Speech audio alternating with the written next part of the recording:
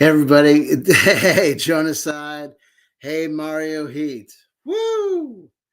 What's going on? I had to change the title for Twitch. Twitch didn't like me calling people D bags, so I had to change D bags to people. What's going on? What's going on? Okay. So I decided not to do it as a Patreon stream. Am I on Twitch? Let's see what's going on. Let's see if we made it to Twitch. Hold on. Let me see what's happening here. I think that worked. Hold on. There you go. Twitch says the title is involved. Let's see. There you go. Okay, so now I'm live on Twitch too. I think that worked. No, the references to Carrie Cassidy. Okay, we'll get there. We'll get there.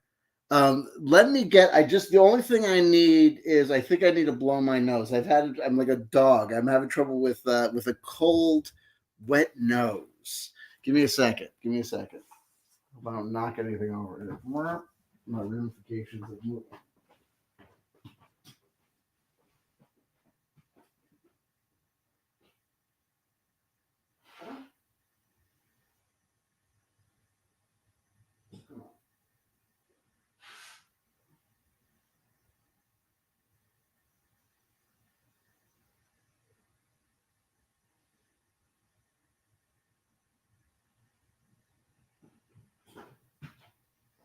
Okay.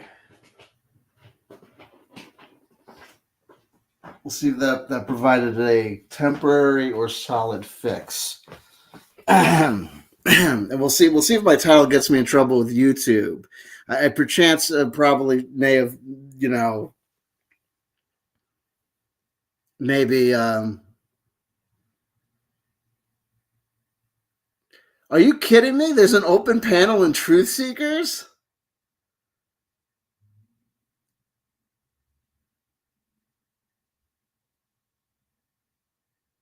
Lord knows I'm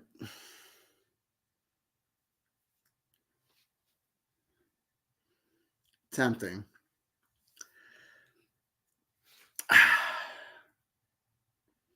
Okay, so I don't know if any. So it's late again. I've been doing this lately where we come to Friday night and it's Fridays that I've been doing the Patreon stream. Renee, not Jonas side. There you go. There you go. And today we got there, but I was just so tired that I couldn't even be asked with the extra steps to set up the Patreon stream. So I will make sure that a Patreon stream happens either tomorrow or Sunday to make sure that we do have a Patreon stream, or come hell or high water, I'll do something like do 2 Patreon streams next week. I'll make sure that the accounts remain balanced. Pragmagic says, hey, there, Renee Mario, CW called me drifting off to Never Never. A fine place to be drifting. Mario Heat joining us on Twitch, grabbing that gold medal. Let's do the awards. Jonaside, aka Renee, grabbing that gold medal over on YouTube. We've got Mario Heat grabbing the silver, Pragmagic grabbing that bronze. And we have Mario Heat with the gold on Twitch. My last stream from the office on the RPG channel, at the end, I let loose a disclosure.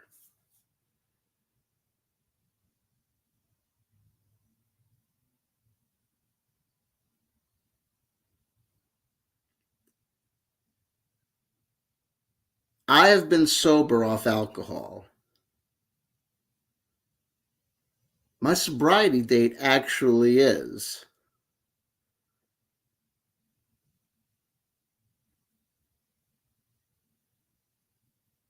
from alcohol. The day of Jiggy's death. I had the day of Jiggy's death.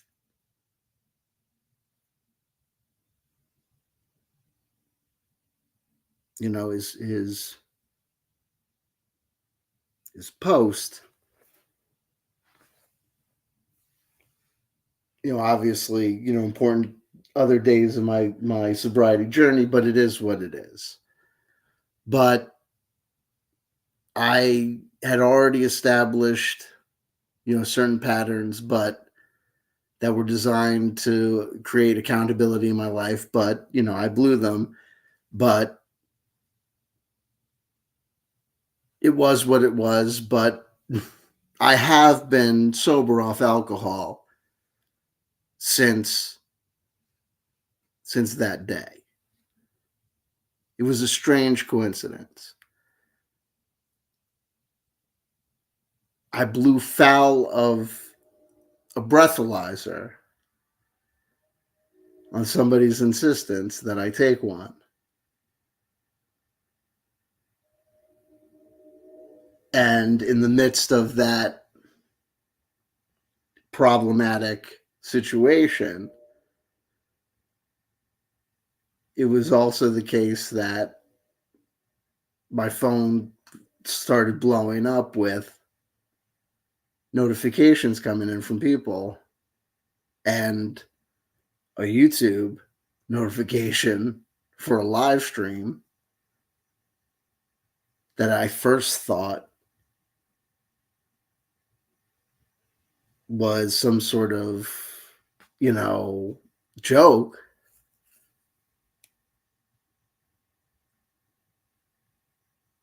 Regarding Jiggy's passing.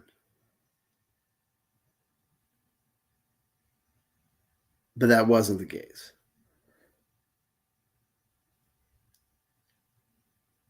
But I had made certain people certain assurances that I was going to stay clean, off all things, including alcohol and the wicked weed.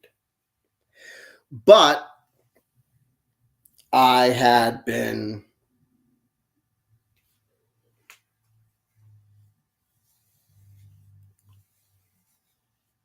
cheating in regards to the marijuana. I had been. And believe you me, I know for a fact that there are certain people in our community that, without a doubt, knew this for a fact. And I knew they knew this for a fact because, they either subtly or kind of, coincidentally on days that I know that I may not have been the most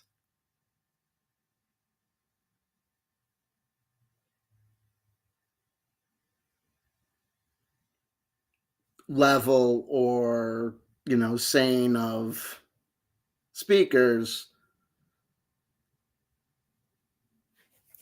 Hey man, just thought I'd give you a call, man. Just checking in.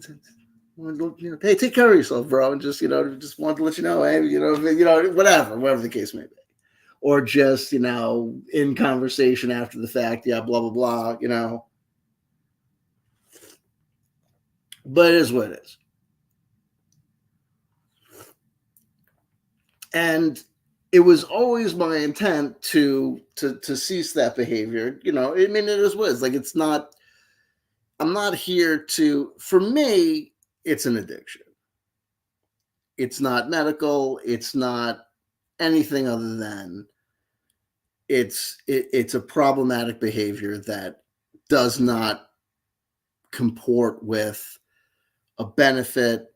It just comports with a detriment, a self-esteem hit, a problem, and something that I can't function well with. And that gets me in trouble. So And it's the classic thing, like any you can call it, a functioning alcoholic, a functioning weedaholic, or whatever. I would be able to, I would function, I would try to reduce, I would try to maintain, I would try to reduce, always with an attempt to quit, moderation, trying to bring myself down, but always things would happen and I would end up using too much. And things would go, I would, hit a spell, always something would happen and there'd be these I hit these problem spots, either, getting too into it, doing too much, or whatever, and something would always happen. And usually what would happen is this is the, it's like the classic thing. There are people that, they want to watch a movie on a Friday night or a Tuesday night to unwind, or the intent is always to not be a maniac. The intent is always to just have an okay time. I'm going to smoke a joint and go to bed. I'm going to smoke a joint to relax at the end of the night, watch a show and go to sleep or whatever.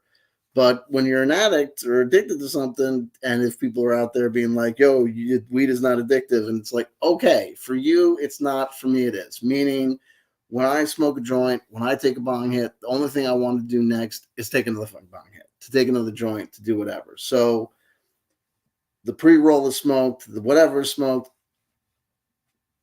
I just want to do another one. Hey, what's going on, Spike Dax? Thank you for joining the live chat.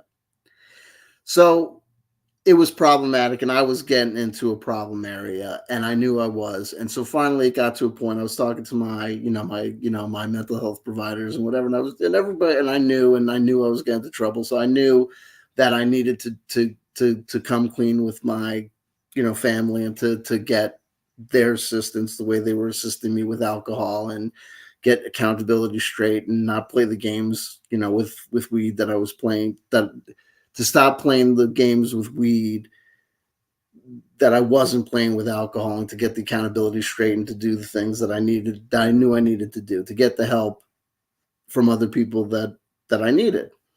So, but the bottom line is I knew, that I needed to turn myself into the authorities being basically my ex-wife. You know what I mean? She's like, it is what it is. So I was nervous about it, but I kind of, we had these discussions, and it's, people know what's up. She kind of knew what was up. Um,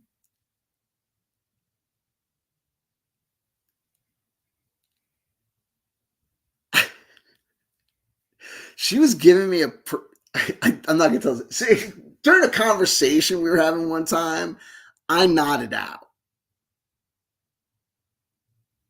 And I tried to play it off. So when I came clean to her that I was using again, she was like, yeah, asshole. You nodded out during the fucking conversation. I was like, yeah, I know. I thought you might know. She was like, do you think? You know what I mean? So it's like, so anyway, the bottom line is this, is that, so I stayed over there last night. And, just because it was like, so it was, I don't know, whatever it is. It's like Friday night. It's like Friday today or whatever. So like, oh yeah, so it was like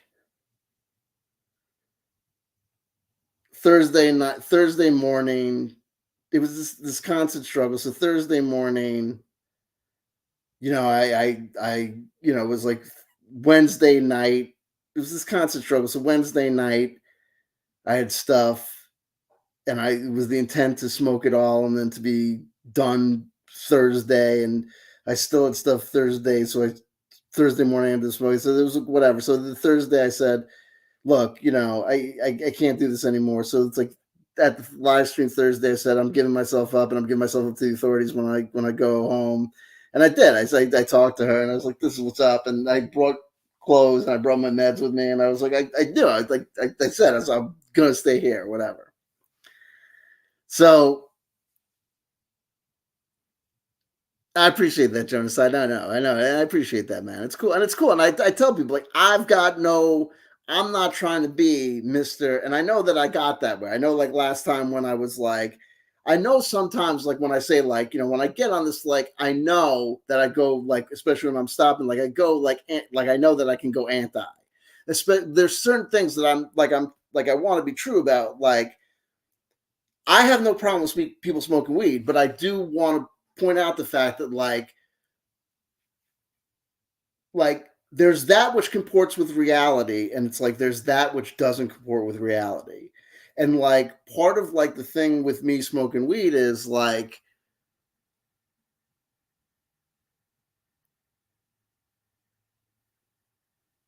I don't want to like smoke weed just to make like crappy shit amazing.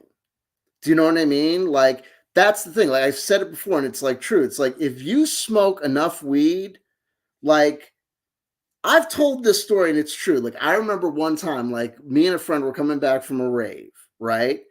And there's a side project by a group by the drummer for Napalm Death, Mick Harris, has a side project called Lull. Like he's got one side project called Scorn, and he's got one side project called Lull. Okay. And the side project called Lull is one of these like dark ambient bands. Like, so he's got like whole albums that sound like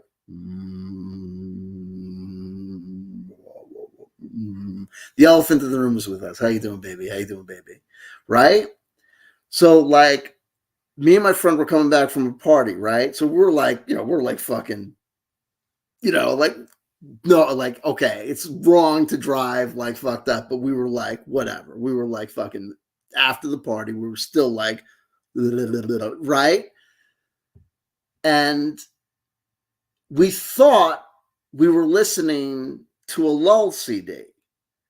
So we were expecting it to be dark ambient and to be kind of like noise and right? We were expecting that.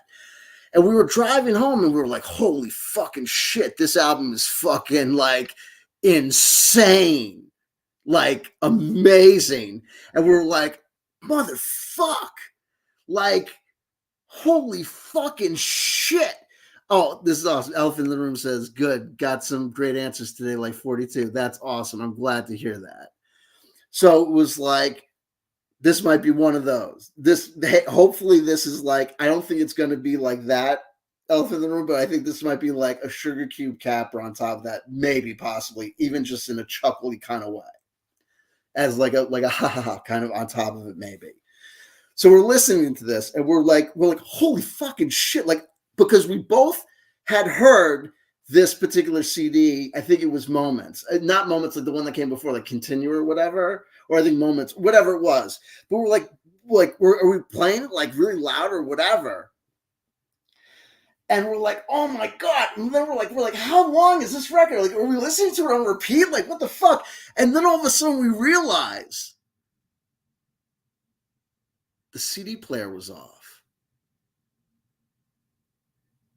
We were just listening to the fucking, we were just listening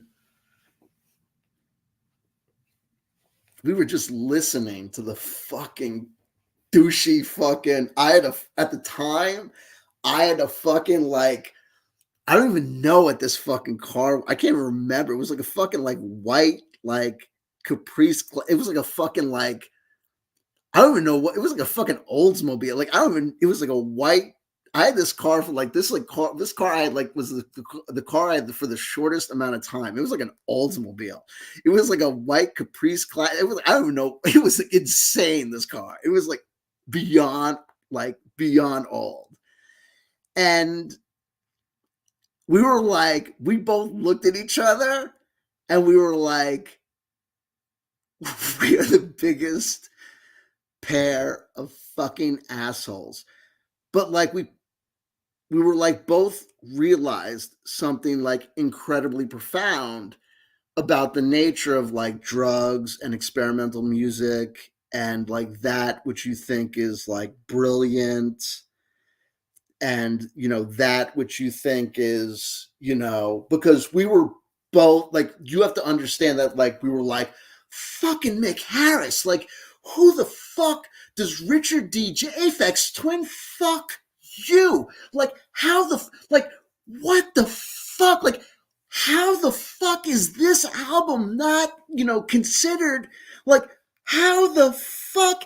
You know what I mean? Like we were just like and then we were like, we have to. Then we were like, okay, we were immediately like, okay, we got to like contact Mike this car because we've just discovered we're gonna like, oh no, the secret is it's this car.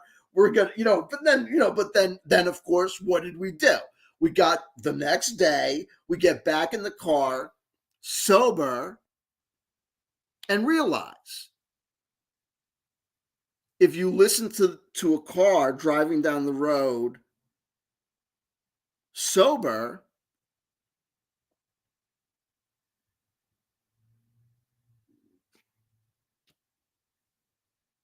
it's the sound of a fucking car. You know what I mean? It's like there's a documentary about William Gibson called No Map for These Territories. And he talks about being a draft dodger in Canada and smoking incredible amounts of marijuana, despite the fact that it would always make him incredibly paranoid. And he would have unpleasant experiences all the time. But then he stopped because he realized that, if you took enough Demerol, you could sit there and watch a surgeon like basically, cut off your arm and just think that it was a total gas.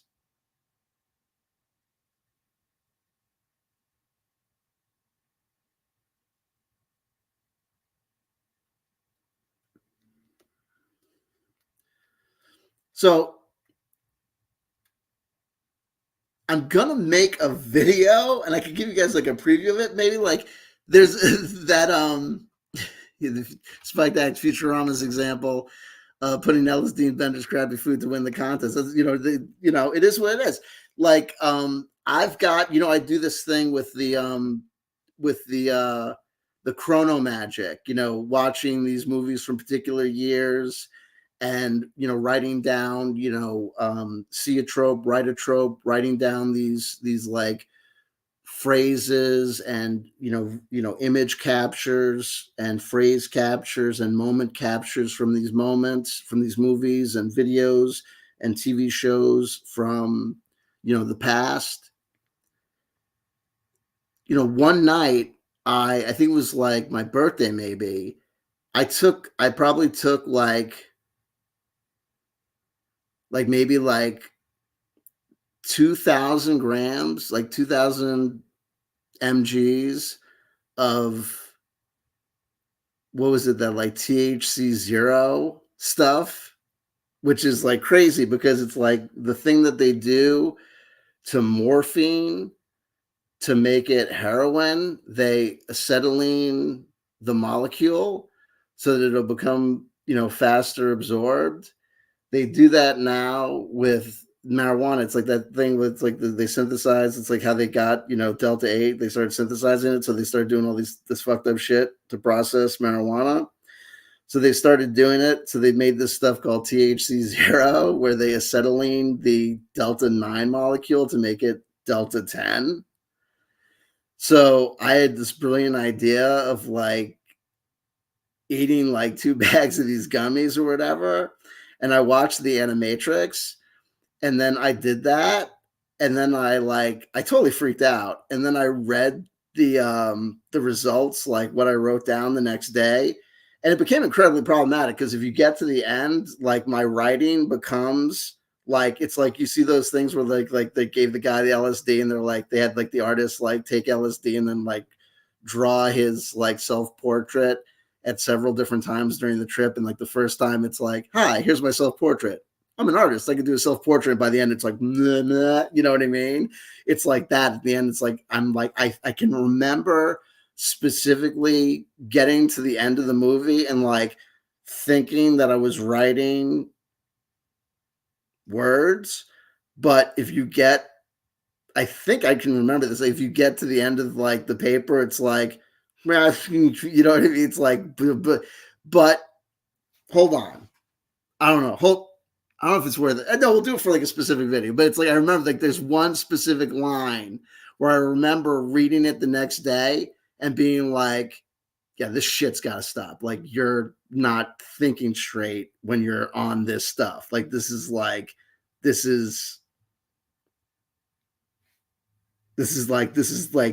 is probably not a good idea anymore, because it's just like, it's just like bizarre. You know what I mean? Like, it's like, you're not a robot. Like, stop this. This is crazy. Anyway, so where am I going with this other than it's time to stop? And I want to come back to reality and figure out that I'm listening to what I'm listening to, and I'm hearing what I'm hearing. And if what you're hearing sounds amazing because of what you've taken, then there's no guarantee that if you play it for someone else, that it's going to sound good.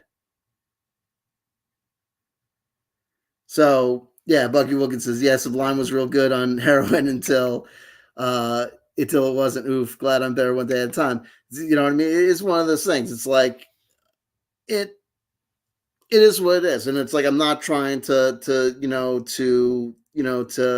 rain on anybody's parade. If you look in the description box below, having established that, here's the deal.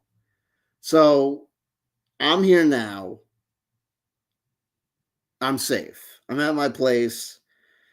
I got home. I didn't stop at any of the stops. I didn't stop at any dispensaries. I'm tired. I didn't decide to do this as a Patreon. I wanted to not be behind a paywall. I wanted to talk frankly.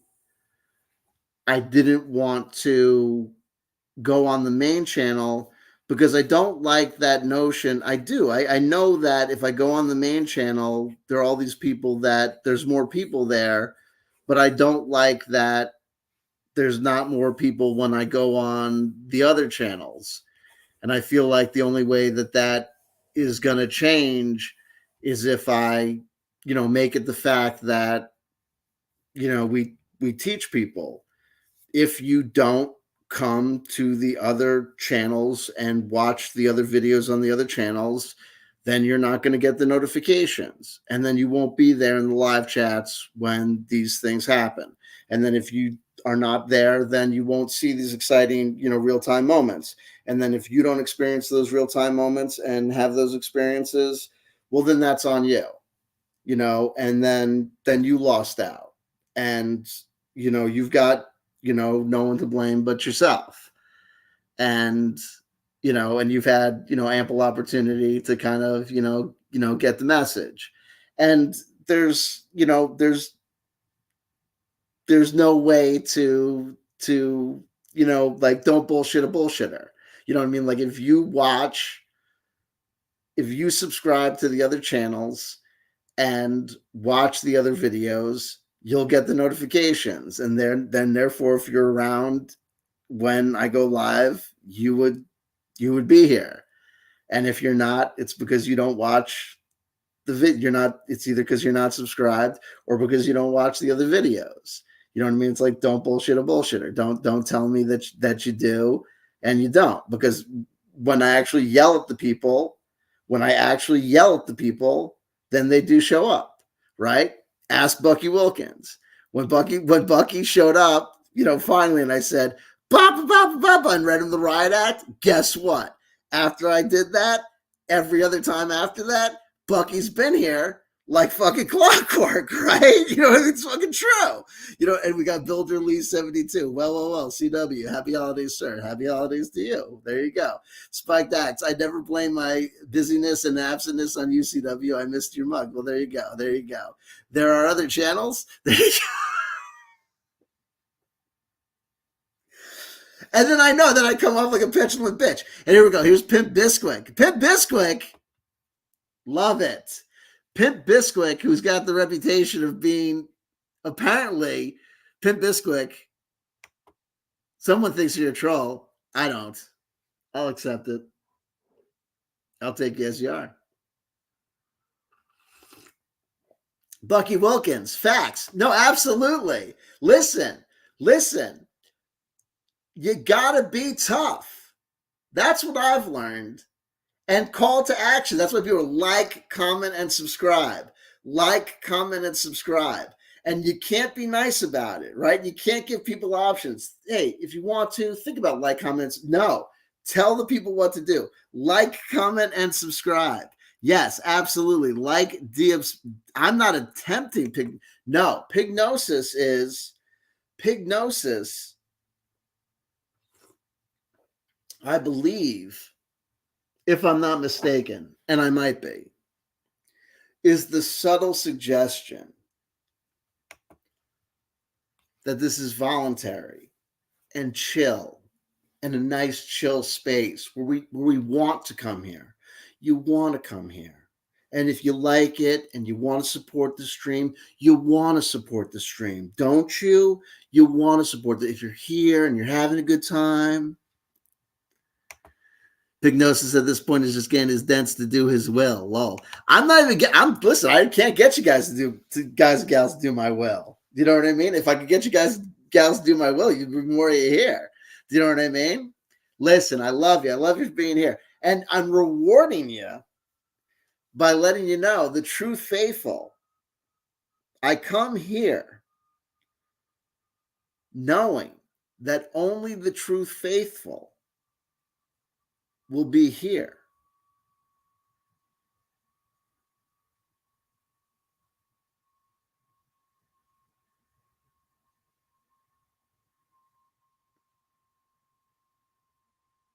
Thank you for noticing. It is a nice air conditioner. It makes the room, right?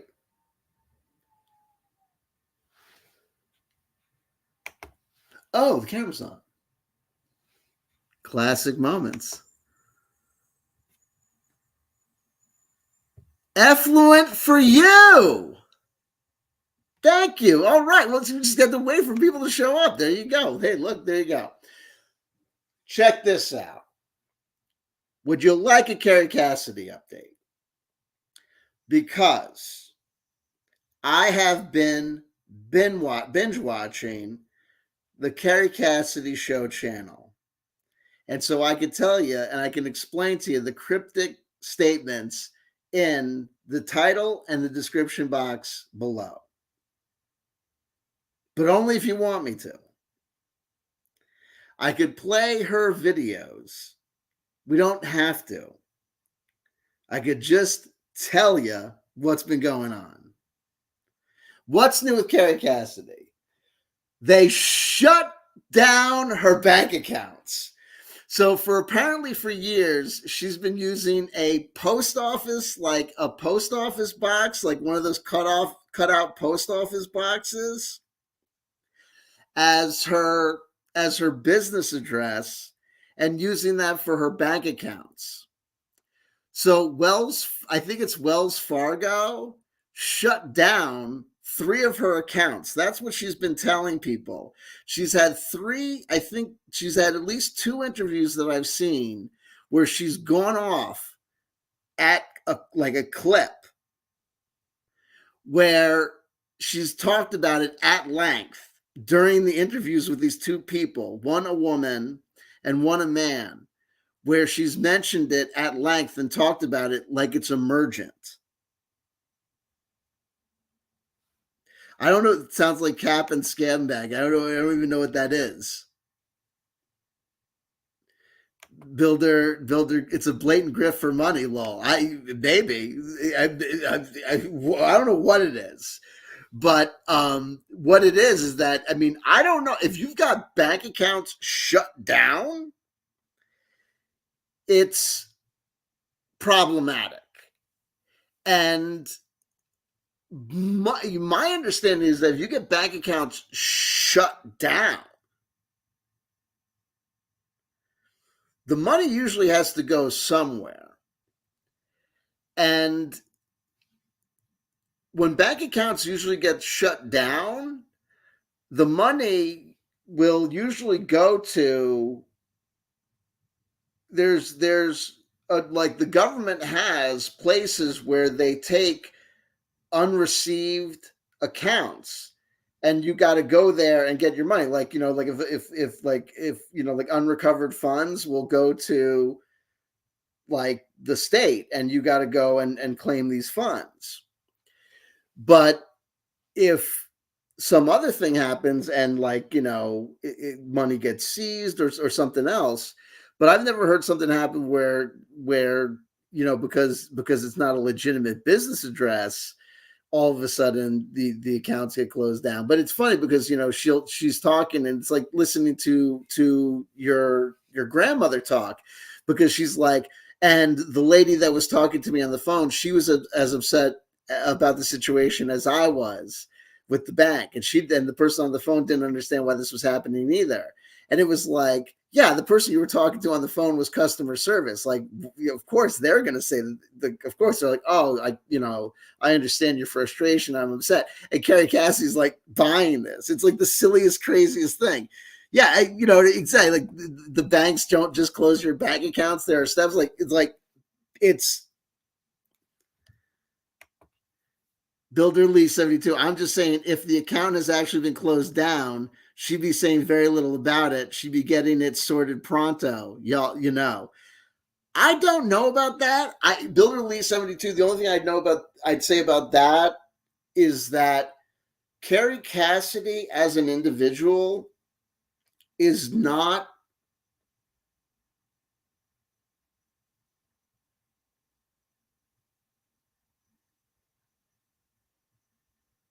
normative, right? She doesn't, and I'll go on to my next point. I put hashtag Colorado, hashtag election law, hashtag deal with reality. When she is talking in these two interviews, she's talking about Donald Trump as if she is still operating under this, guideline theory that people were still operating around, January 6th. This notion that he's still the president, he's still in control. Biden is doing things like from a hologram fake White House, right?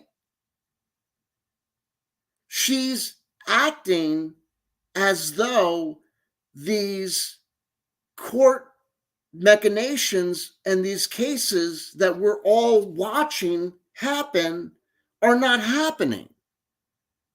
It's bizarre. She's still talking about General Flynn.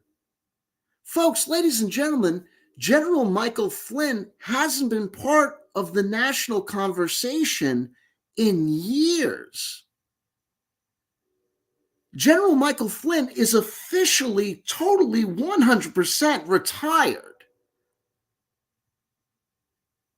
He's not making public appearances. He's not making statements on these issues. He's not canvassing for QAnon. He's not doing stump speeches for Trump. He is not part of the Trump. He's not associating with Giuliani. He's not doing any of this shit. Flynn is still alive. He's collecting his pension out in the middle of nowhere. Is she still going to see the murderer for info, CW? She is in such denial. She is ignoring the fact, okay, that, what was his name, Mark Sargent? His wife, his ex-wife has turned on him now. It used to be, is it Captain Mark Richards? I apologize. It was Captain Mark Richards, his wife, and Carrie Cassidy were the only three people that were really believing that craziness. And now the wife has split from Mark Richard. And Carrie Cassidy is not even accepting that. She's so in the wilderness now. She's believing this guy Juan O'Savin. Folks, There's no reason to believe Juan O'Savin is just like that guy, Michael Jocko, who was telling everybody that he was some sort of interim between QAnon and Trump. He's now not saying that anymore. He's just kind of gone silent about that, as I understand. They're all trying to walk away from this stuff. Like it never happened. And it's unfortunate that people are allowing Michael Jocko to do that. I think that that's disgusting. I've broken ties with Rob Gauthier over because, Rob Gauthier told me that he was going to be appearing at a conference where Michael Jocko was going to be, and he wanted to know my opinion about it. And I said, Michael Jocko is bad news. And I told him exactly what the problem with Michael Jocko was. I told him that Michael Jocko was QAnon associated. I told him the whole kit and caboodle about his association with all of those people and the problems up and down. And I said, you can't have anything to do with him because of the situation up and down. He said, I won't. Thank you for warning me. I got to go to the conference because I'm already booked, but thank you for telling me. And then what happened? I turned around and he was on a podcast with him, on an interview with him that was on Michael Jocko's thing or was posted on, I think it was even on, I forget whether it was on Rob Gauthier's thing or his thing or whatever. And I said, Rob, what the fuck? And I couldn't believe it. And Rob was like, oh man, I can't believe he put it up there, blah, blah, blah.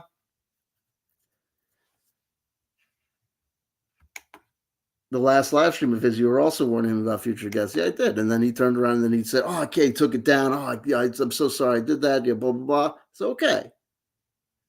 And then,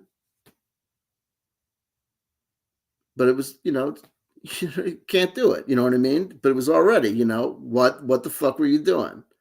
Oh, I didn't know he was going to publish it. I said, it doesn't matter. I told you what the deal was. And, if you ask my advice about someone and then I go see you hanging out with that someone, you basically told me, fuck you.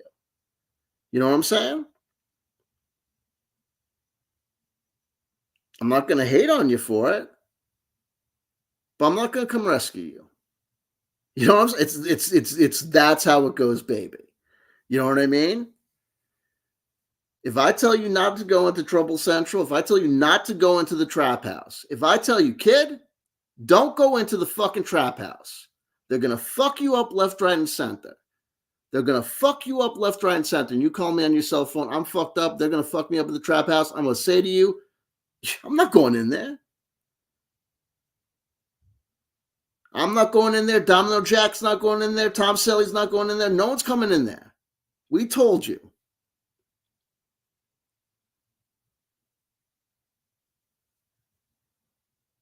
We ain't going to make fun of you when you coming back walking funny.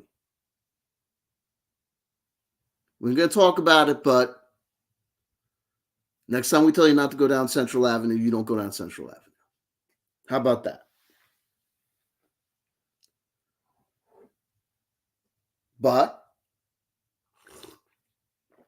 Kerry Cassidy is out here post the Colorado decision saying things like, oh, well, Trump has a double. And I'm like, regardless of Trump having a double, you're not interacting with the information of the Giuliani decisions. You're not interacting with the decisions of the Colorado, Supreme Court has made a ruling that's going to be heard by the U.S. Supreme Court. He's not going to be the president. You're going to have to deal with it. And at a certain point, the Republican Party has a problem. Look, I'm telling you, Kerry Cassidy, the same thing. And this is like, it's like an outsider looking in. I'm telling you as an outsider looking in to the kind of the crazy show, the same thing that Chris Christie is trying to tell elements of his own party, right?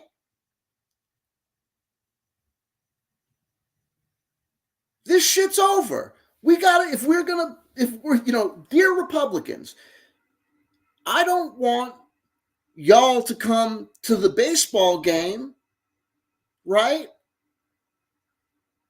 Not able to play. I want y'all to come to the baseball game to play.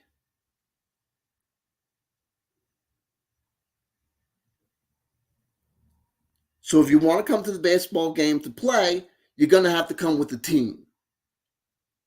You're going to need a pitcher. You're going to need a catcher. You're going to need a base. You're going to need a hitter. You need a second baseman, a third. You need the whole fucking team. Apparently, she's Ellie Lugosi says, how old is she now? I don't know, but she's too old to be considering herself a researcher, a authority on this stuff, if she's not going to take into account the ability to read the local newspaper. Builder Lee 72, they've really got to start getting their heads screwed on and deal with this shit. Look, or at least take it into account to their bullshit, right? If they're going to have a malarkey, hey, the thing about QAnon was at least that bullshit involved, pictures of, his wristwatch from the latest issue of USA Today, right? The hypotenuse of the square of the minute hand pointing to the looking like a Q. Like at least that there was there was some correlation between the fantasy and the reality, right?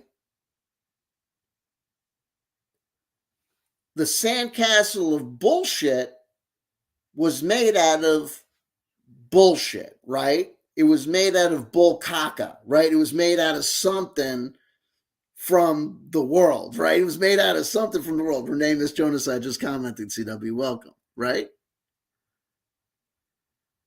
But when she's out here talking to people and she's not taking into account, she's saying things like, she literally said, oh, well, when, he's going to go in there and, it's all an op, but when he goes in there and lays it all out there, we're going to see something, really happen. And it's like, sweetheart, excuse me.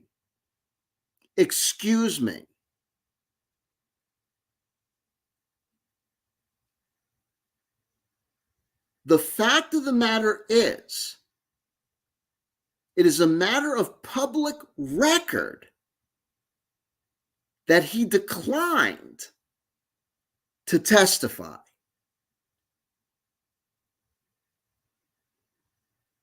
Can you not read?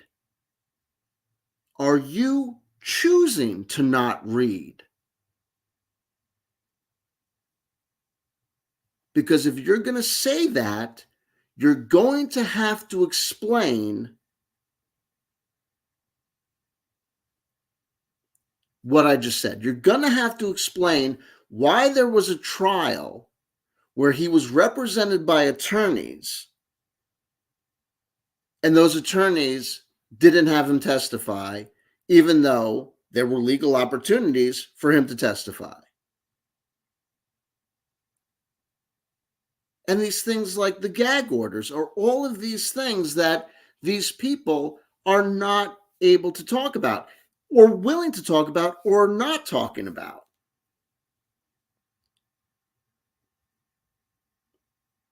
But that's what end stage situations look like.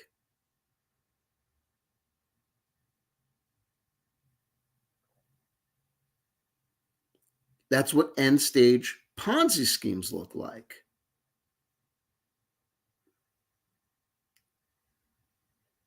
Hey, that's what end stage addiction looks like. Right? When things are going good, before the rot has set in, it's easy to kind of bullshit, right? Right? When there's plenty of money, when things are going good, right? You fucking Broke the TV. Fuck it. Buy another TV. Fuck it. Ah, oh, yo, man. Yo, man. You fucking showed up late again, man. Fuck, man. Come on. Fuck, yeah, I showed up late again, man. What? Come on. Yo, man, you got to straighten the fuck out, man. This is cool, man. I love you, man. We're brothers. We started this company together, man. But fucking, come on, now. Come on, man. Come on, okay? Come on. We're going to get this shit together. Come on. You're going to fly. Come on, okay? We all, look, hey, right?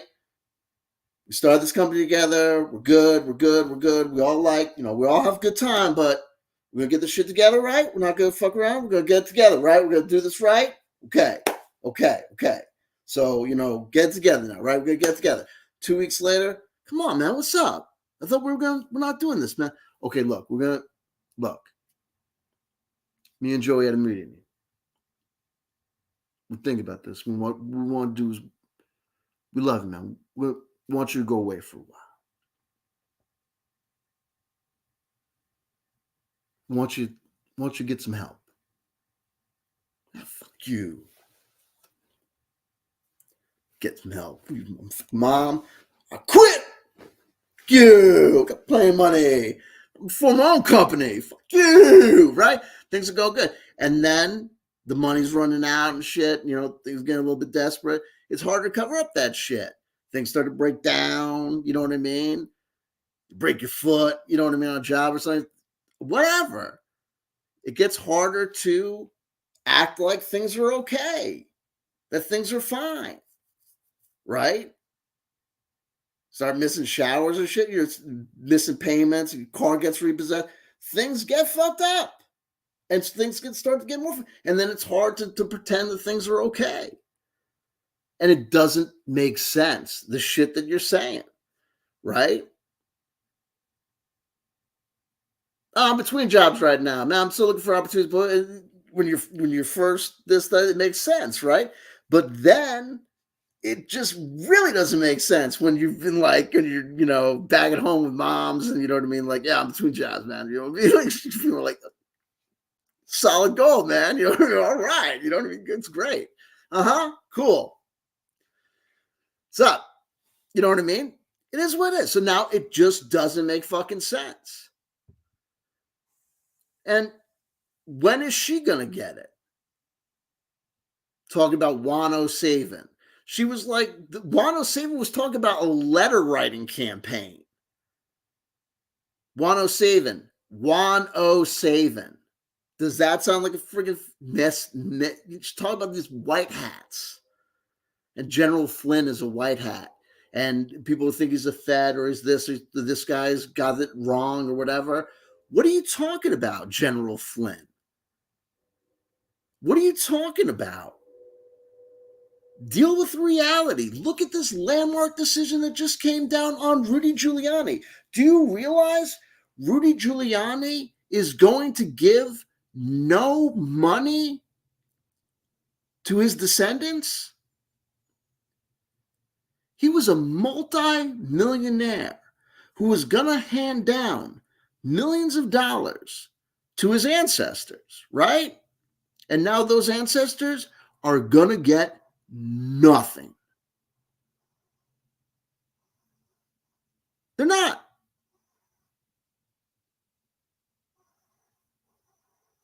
Because he went on that crazy, bizarre fantasy ride with Donald Trump. For what reason? I mean, it was bizarre, right?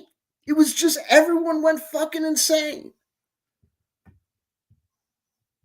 From 2016 to 2020, everyone just went fucking crazy, right? Donald Trump, Bitcoin, Elon Musk, everyone just decided to, the emperor has no clothes, but nobody cares. Let's all just, you know what I mean? We're all going to the moon.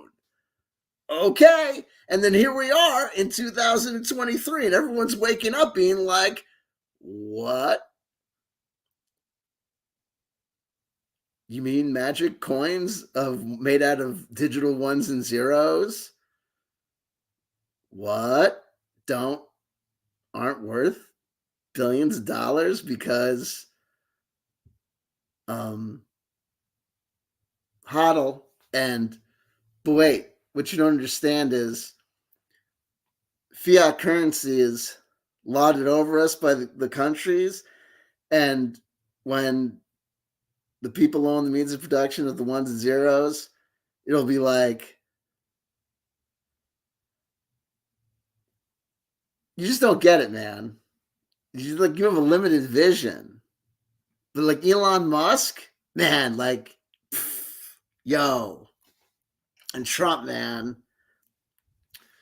you're just like an NPC, orange man bad. That's your problem, man. That's on you. But pff, whatever, dude.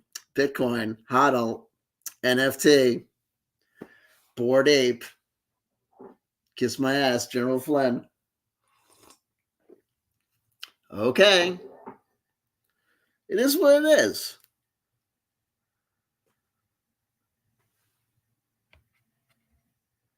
Oh no. What did I do? What did I do? Let me look at the live chat. Here we go. I hear you. At least they had substance of sorts. Well, at least we knew that they were like at least looking at Earth. Her and her crackpot and the crackpot driving instructor will still be on the Trumps. Still, really the president grift CW for how long? I mean, like, will they be on that grift when he is in an orange jumpsuit? Look, or personally, there are some people you're not going to bring them in alive. Okay, it is what it is. And yet, all the while, they still see themselves as okay in the mirror, beyond okay, right? I mean, we don't know. I mean, Carrie Cassidy is a precog. She's got healing abilities. She's had a Kundalini experience and has woken up from the other side. Oh, thank God. I see the emoji now. I feel attacked. And then we got the smiley face. So it's good. He's looking into my soul. Hey, listen, we all share the same soul. So it's all good. I've got reverse project looking glass. Hindsight is 2020, especially when you are a addict and an alcoholic. It's easy. It's all the same experience. See David's project looking glass. He used it to single us out. It's very easy. It's very easy. Just look into your own past and just repeat it for other people. Scary when put it like that. See the Donald Musk. There you go. Power couple. There you go. Don't forget trans people. No, wake this the agenda is the real enemy. There you go. Absolutely. It's all their fault. It is what it is. So I don't know. So they closed their bank accounts apparently. General Flynn is going to rescue us all. I don't know. Donald Trump has got a double. But the double's not doing anything either. I don't know how she keeps this alive. She's talking about these white hats like Wano Savin. I don't know what she thinks Wano Savin is going to do, because I guess presumably these white hats would be operating in order to get Donald Trump back in office. But then she needs some sort of line of reasoning or offer some sort of line of reasoning to articulate how she's going to get over or how they're going to get over what just happened in Colorado and what the Supreme Court is going to do with the Colorado decision. And I'm going to tell you, as someone that pays attention to, has been paying more and more attention to not just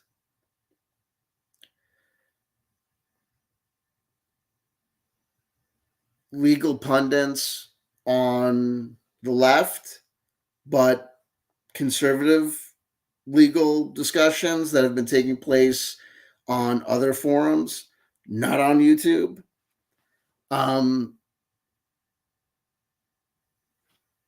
There's no one of a serious legal bent who is putting forward the opinion that the Supreme Court of the United States of America is going to move to vacate the decision of the Colorado courts in regards to the disqualification of Donald Trump. And in regards to that, what's more likely than not is that in upholding that finding, they're going to ultimately find that he is disqualified in toto from ever running for public office in any capacity, having taken part in insurrection. And that is because it is a standing principle of United States jurisprudence that the initial court's finding of fact is given deference. And the initial court's finding of fact, having heard all of the facts presented by both sides, including Donald Trump's defense, including all extensive motion practice and appeals and such, was that he had in fact participated in insurrection and therefore is disqualified from running for office.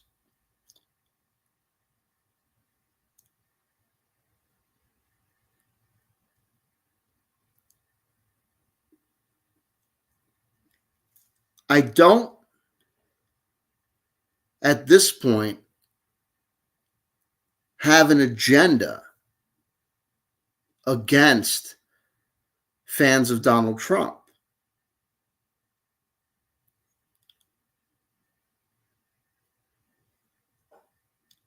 At this point,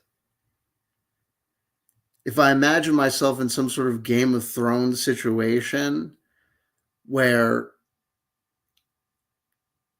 if I imagine a given Republican, if I imagine the Republicans of the United States or Trump fans of the United States as people who have elected a champion to represent them in battle, and the champion of their choice has just dropped dead before the contest due to a poisoned pomegranate.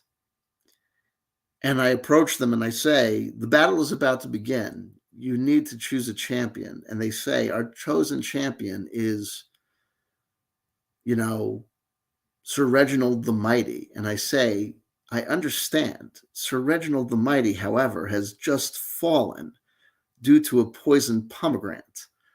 You must select another. And they say, we love Sir Reginald the Mighty. I say, I understand, but if you go in with Sir Reginald the Mighty, who is quite dead, you're going to lose this fucking battle, and you don't want that. So I implore you, look amongst your ranks. There are strong men and women amongst you, able, mighty with a sword. Yeah, I'm telling you. Listen, I'm telling you. You might have a winner. Pick someone, anyone. Pick anyone who's not a dead body who can't win because they're a corpse. I'm not on your side here, and yet I'm the one giving you advice about trying to win because I'm not a total asshole. Right? Right? For God's sakes, vote for Pedro. Vote for Vivek Ramaswamy. Vote for Chris Christie. Vote for anyone you goddamn well want to, because you're not going to vote for Trump. Write him in if you want to. It's not happening, folks. Not because Orange Man bad, but because the dude was involved in January 6th. He fucked himself. If he had walked out of there, he might have been able to come back. You understand? This is all self-inflicted. And you want to know something?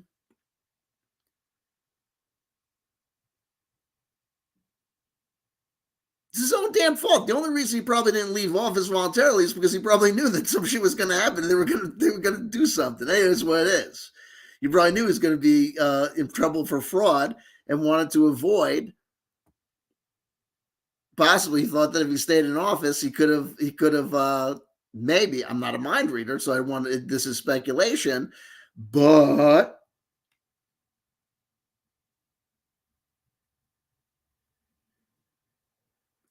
the theory might have been, if he stayed in office, he could have pardoned himself, pardoned other people, or done some sort of other, schwammy to not get in trouble with this fraud stuff in New York.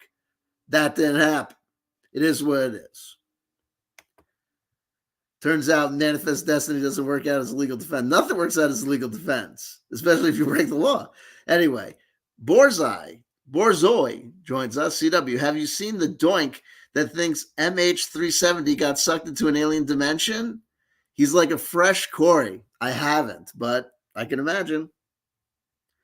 And that's not even that original idea, right? It is what it is. And Bucky Wilkins, MH370 is on Mars. Captain Mark Richards told me it had evil black hat tech the White Hats had to intercept. Possibly. That's the other thing that drives me crazy, is that you have people like Kerry Cassidy interviewing multiple people with contradictory information. All of these things can't be true. And yet,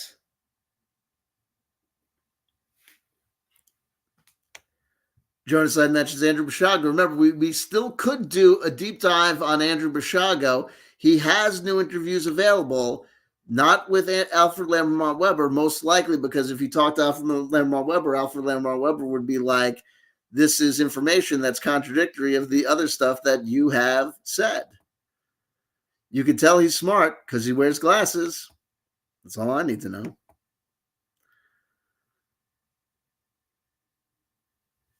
Well, I like this. Put a top hat on a handgun resting on a Bible. Done. Oh, I like that. That works. Ashton Forbes is his name. Well, I like the name. It's a winner of a name, right?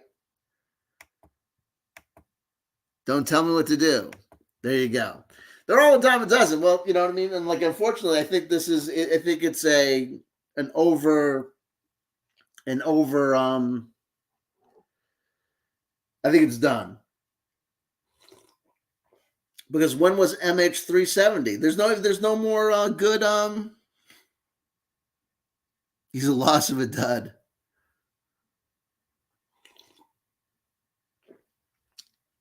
And poor Corey, we had David Wilcock. His last couple of things were, went over like a wet fart. You got the dud, right? There you go. Always. I got the reference. RMFN, late but checking in. We appreciate you checking in. There you go. We still have disclosure. F1 for you joints. Hey, right? There you go. We'll always remember that wonderful testimony by David Grush. The things that were done to me were horrible. Like the things. It was just, the pressure and oh my God, like the things. Like what?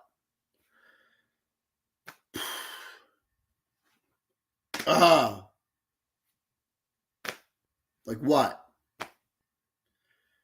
And all the names that you provided and the aliens that we have. And the secret things that we said. Okay. Well, here we are.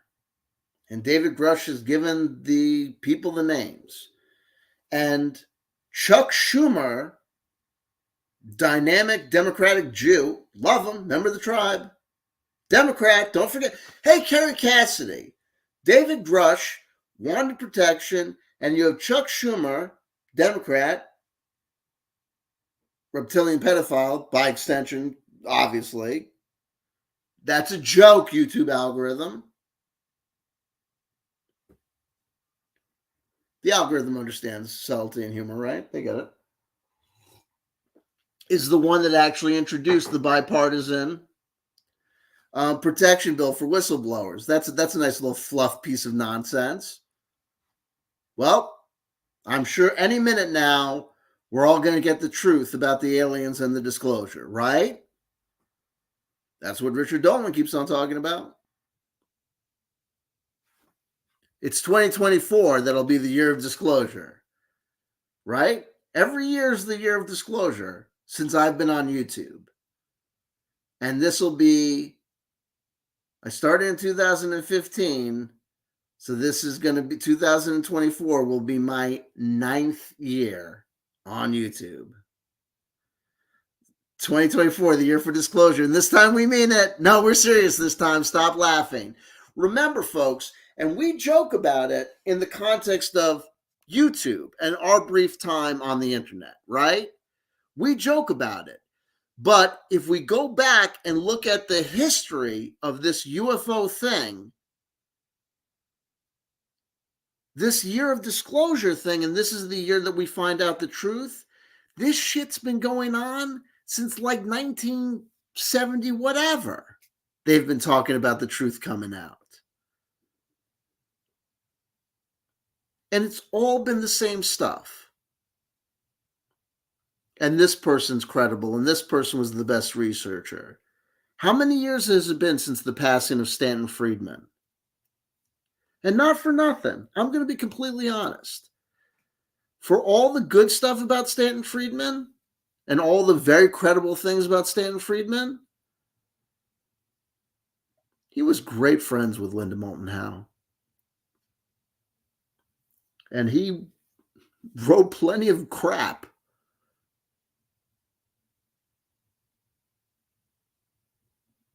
These people are fans of the fantastic. And they are interested in the possibilities of the wonderful. That's okay.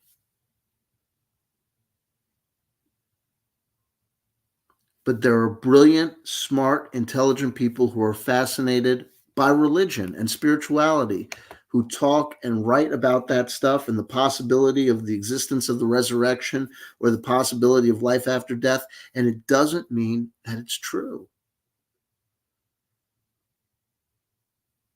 It just means that intelligent people can be fascinated about things that may or may not be true.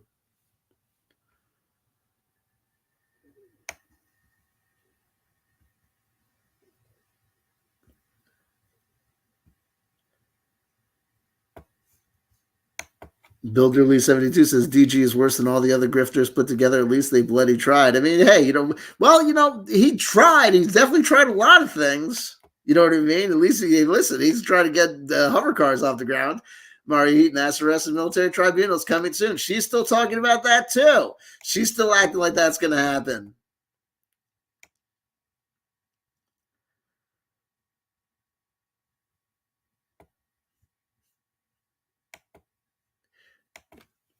Mario Heat, hey, Marfugel has been predicting World War III for 10 or more years. It's happening. And like I said, hey, if you hang out with a sandwich board around your neck saying the end of the world is coming tomorrow, right? One of these days, if you don't die before the end of the world, you may end up being right.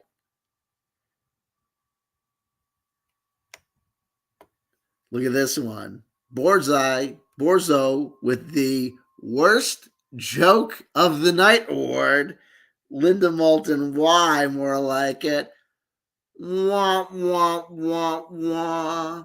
I just want to tell you that I'm going back to suicide because of that joke. Honestly, my kids are going to grow up without a father because of that joke, Borzo. I'm not even joking. No, I'm serious. I'm going to kill myself before Christmas because of that joke. I'm not even joking. Linda Moulton Howe, probably gas. I'm probably going to go to the garage with the car running. I'm not joking. It's on your hands.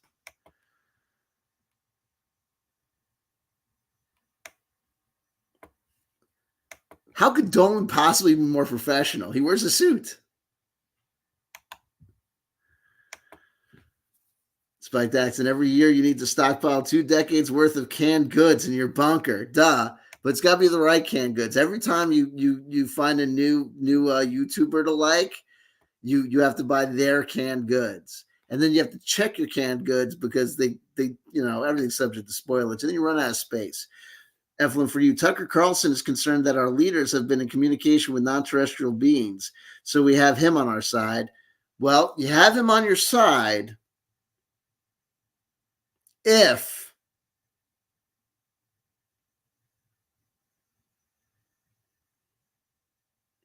I'm not going to say it. That's code. Borzoi says, I like Joseph P. Farrell. He smokes and plays the organ. That's code. That's code. And he only smokes cigarettes because I believe because they help with his asthma. There's some bizarre medical reason that he smokes cigarettes. And it's something to do with his nasal cavities or something. It's like some bizarre medical theory that only like he's the only proponent of, like it's his allergies or something. I know he talks about it all the time, like he has to smoke because they keeps his air. It's like bizarre.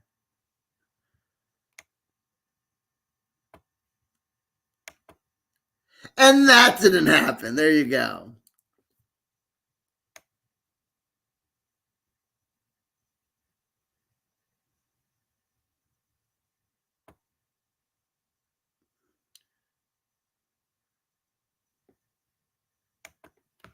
There's a guy who's obsessed with Linda Moulton Howe and makes hundreds of AI images of her.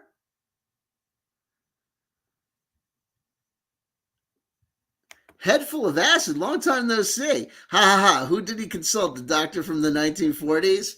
Quite possibly. Listen, I'm going to tell you something. I love Walter Bosley. First of all, if you love my freakouts, I'm going to tell you something. On my TTRPG channel, there is, speaking of me freaking out on doing too much stuff, talking about why I need to quit weed. There's the video of me freaking out on I'm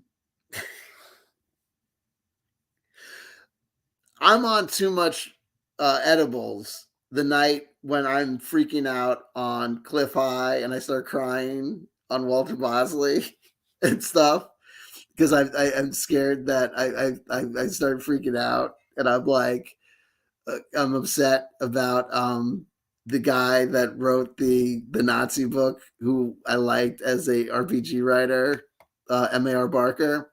Anyway, what was I doing? Who did he consult? The doctor for the 1940s? No, honestly. So Walter Bosley is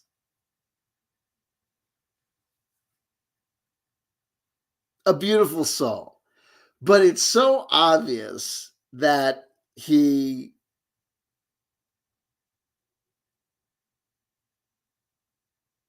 is too credulous about a lot of things, in my opinion, right? It's obvious that I have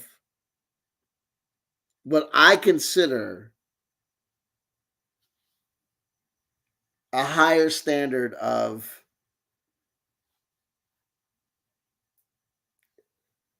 anyway. Here's the point. Dr. Joseph P. Farrell's doctorate is in a bullshit concept, is in a bullshit form of history. Okay, it's in the study of the church fathers. If you have a doctorate in the study of the church fathers and you actually call yourself a doctor, you're a fucking asshole. Look, I have a doctorate in jurisprudence.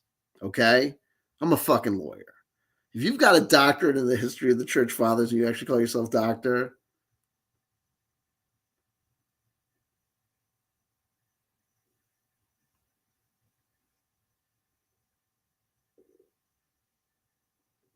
you kiss my fucking ass, right? You kiss my fucking ass. You know what I'm saying? Hey. Congratulations, head full of acid. Congratulations. Mazel tov. Anyway, there you go. So Dr. Joseph P. Farrell's written some stupid shit, and he wrote, like, if you don't know, he wrote a whole book about alchemy, and in it he has a whole fucking third of it about monatomic gold and Ormus. If you don't understand that the concept of monatomic gold, which is gold that is present in one molecule, if you have one molecule of gold, that's AU whatever, that's monatomic gold. That's one molecule of gold. Idiot. Like, it is the stupidest, unscientific thing in the world. And Dr. Joseph P. Farrell writes a fucking third of this fucking book about it. Like, it's stupid. Like, it proves that you're stupid.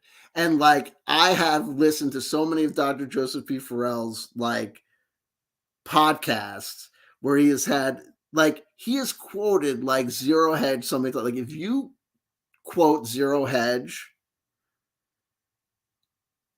you're an asshole. And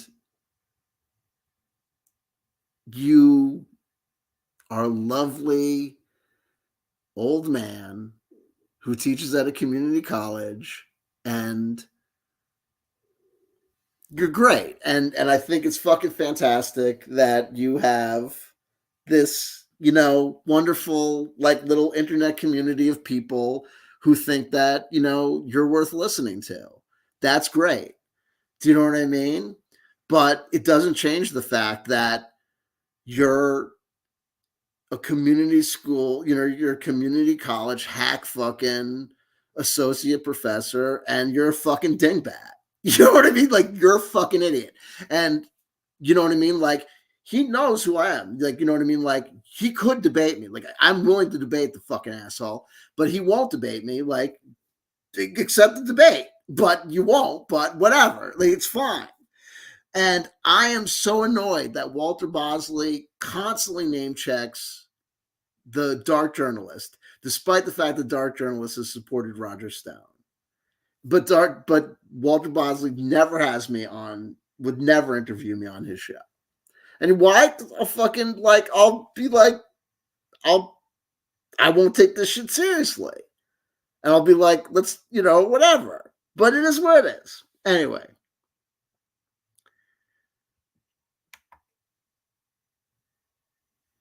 All of these people are in such isolated bubbles. It's fascinating to just look at the personal mythologies they've created. And I think that's part of the reason that nobody really wants to interact with me, is because to interact with me is to have your paradigm destroyed. If Walter Bosley takes me seriously, Walter Bosley's whole fucking project disappears. Because, like, Walter Bosley mentioned that he respected and liked this guy called Michael Cremo. And I was in Walter Bosley's live chat, and I said Michael Cremo is basically a young earth creationist. He's basically the same as Keith Ham. You can't take him seriously. And he's like, oh, Walter Bosley's like, oh, you say that, like, basically was like dismissed. He was like, yeah, you can say that about everyone. And I was like, dude, okay, so here's the story with Michael Cremo. So I was a member of the International Society of Krishna Consciousness. You can't take that away from me. I was a member of the International Society of Krishna Consciousness.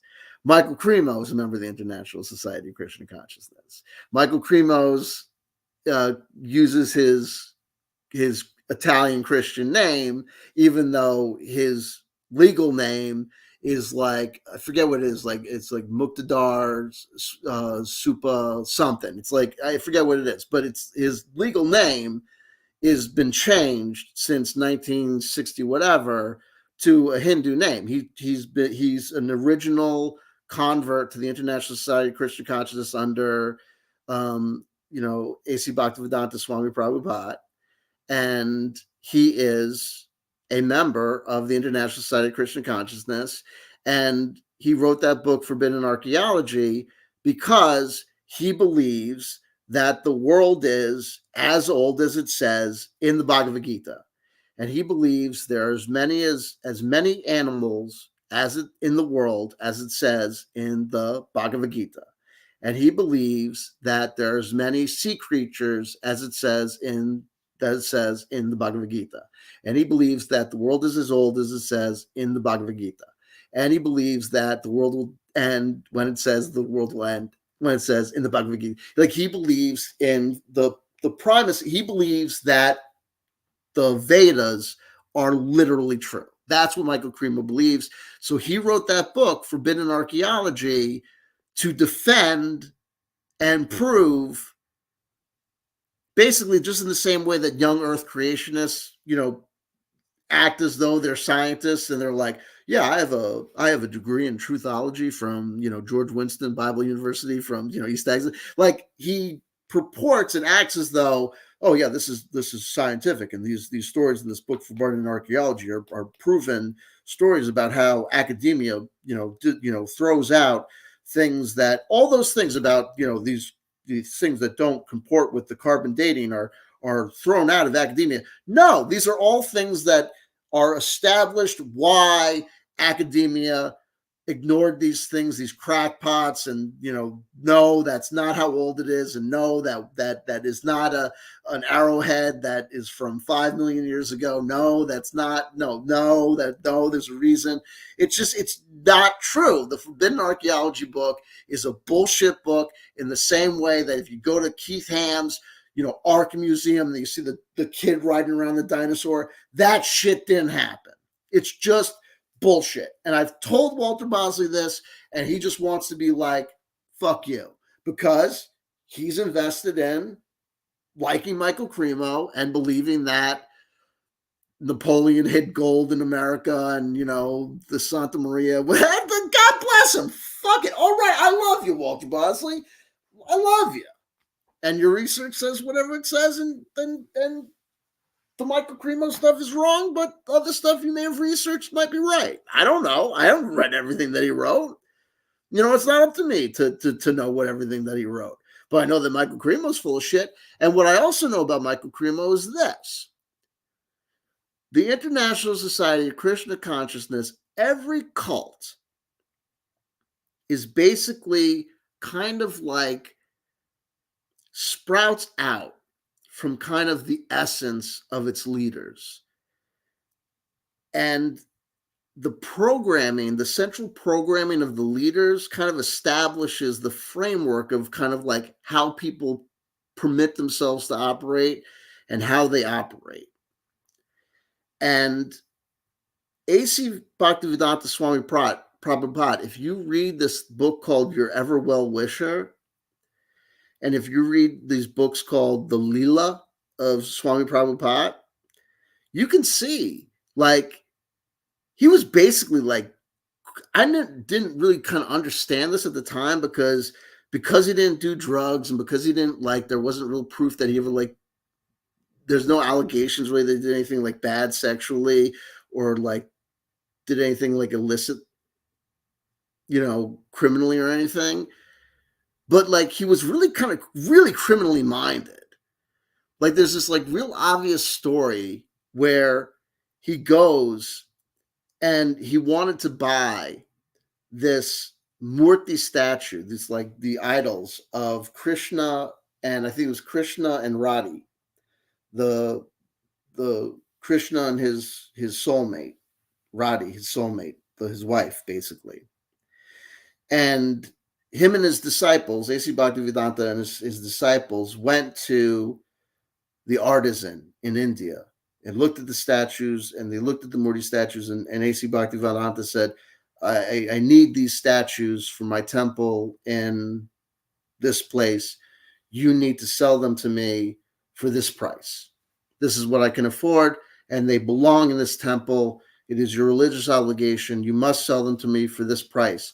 And the artisan said, Swami, with all due respect, I respect you. I respect your devotion. I cannot sell this to you for this price. It is, I must not. I cannot afford. My family cannot afford to sell this. I cannot do. I cannot. I'm sorry. And the Swami says, you must. You have to sell to me for this price. And the guy says, I can't. I'm so sorry. I'm so sorry. And the devotees say to Swami, says, "Oh, what can we do? He won't sell us. He won't sell this." And Swami says, "Don't worry about it. Don't worry." He says, and the artisan goes away. He goes away from the shop. He's distracted. He says, the devotees say the artisan goes away from the shop to do something else. And the devotees turn to the Swami and say, what should we do? The artisan says he will not sell for this price. And the Swami says, don't worry about it. Krishna will provide. Simply take the statues and put them on the truck. I'll take care of it. And the devotees do it. They take the statues of Krishna and Radha and they put them on they wrap them up. He says, wrap them up carefully to put them on the truck. And they do. And then sometime later, he says, go. And they go. And he says, sometime later, he comes back to the truck with them, and then they leave. And they say, well, what did you do? What did you speak to the artisan? Blah, blah, blah. He goes, don't worry about it. He says, and they go 5 miles down the road. And then he says, Swami says all of a sudden, pull across the road, pull to the side of the road. And they pull the side of the road. And they says the Swami got out of the truck and he unwraps the statues. He looks at them. He goes, with a sigh of relief. He's as if he was relieved. And then he covers them up again. He gets back in the car and says, okay, we drive on. And the devotees, they record this in the book. And they record this in the book for all eternity. And the devotees record this. And I'm sitting there reading this as a person who's in the cult myself, and I'm getting it. And these guys who wrote the fucking book don't fucking get it. And I fucking get it because I get it. You run out of the fucking joint when you're fucking stealing shit. You book out of a joint when you steal shit, right? You book out of a place when you steal shit, and when you feel like you're safe enough of a distance away, you look at the shit. Oh, fuck, what did we get? Oh, yeah, we got it. You fucking stole the shit. And if you look later on, A.C. Bhaktivedanta was constantly telling his devotees, it's okay if you steal from the karmis. And karmis are everybody who's not a member of the International Society of Krishna Consciousness, anyone who's not a devotee, an actual devotee of a Hindu deity. A Christian, a Jew, a Muslim, anyone who's not a Hindu, you can sell them a bootleg Rolling Stone album. You can sell them bootleg T-shirts. You can sell them anything. You can lie to them. You can tell them, we're a Christian organization. We're raising money for a Christian food relief, because you know that you're in the Midwest, and if you tell them that you're Hindu, they're going to be fucked up about it. Why? Because you're stealing for Krishna, and you can't steal for Krishna because everything belongs to Krishna. And you're actually doing a good thing, because if you told the Christians the truth and they would go, that would be bad, because they'd be being upset about Krishna, and that would be bad karma. But if they give to Krishna, even in ignorance, that's good karma. So you're tricking them, but you're tricking them into doing good karma. So when Michael Cremo, whose legal name is Muthuswami whatever, perpetrates that he's Michael Cremo, Italian-American researcher who's just like, hey, I'm just Michael Cremo. And I started to ask myself questions. Hey, I started to notice these stories as I was doing my independent research into these interesting stories about history, about these things that didn't match up, and these interesting things about some stories that didn't match the historical record, just kind of getting shoved to the side, and started asking myself questions about why was that happening?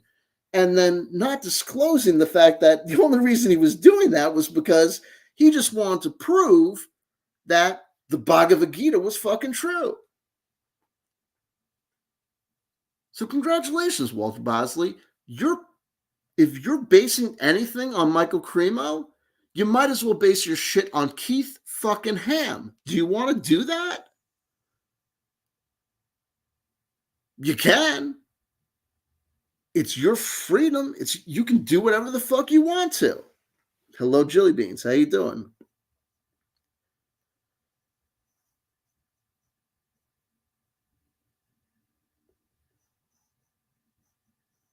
But when was the last time you heard people talking seriously about that book, Forbidden Archaeology?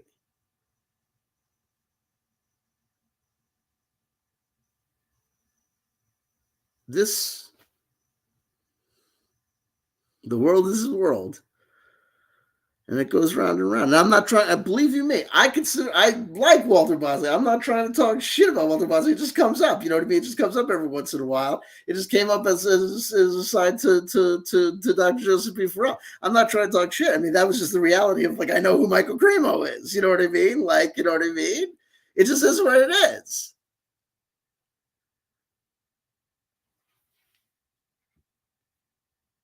He needed to see for himself just how devoted his people were. Believe you me, he knew how devoted his people were.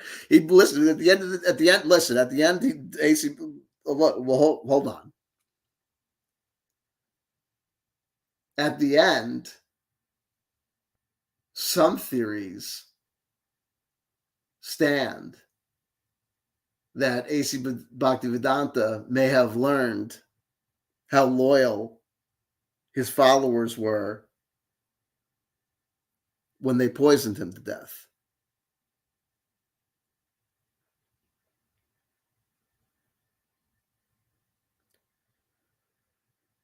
But where's the International Society for Krishna Consciousness today? It's just another Hindu temple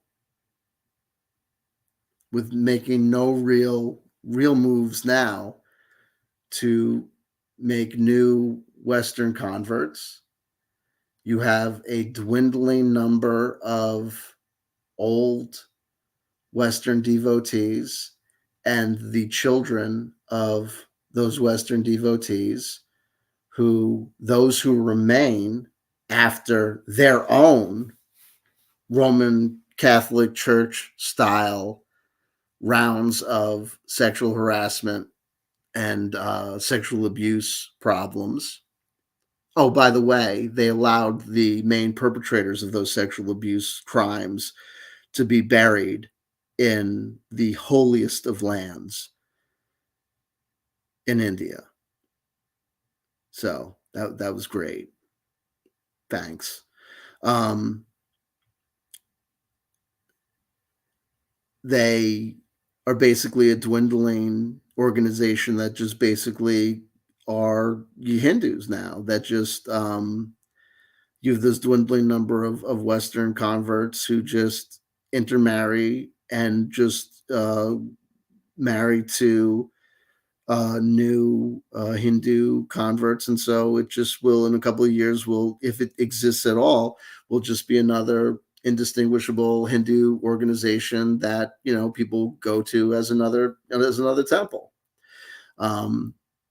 There's no more Krishna core. There's no real Krishna core scene. There's no youth scene, and it is what it is. But what a long, strange trip it's been. But I started off the night being exhausted and being like, I'm going to sleep, and this is caffeine-free tea, but apparently it woke me up. But or the good conversation did. But I owe it to myself to wind down and go to sleep soon.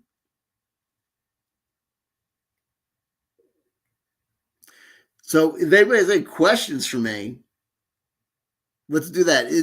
Have I churned up any questions or interest for the audience? I also have We could also do this. We can also turn to the cards. I have the Oracle Tarot from 2003.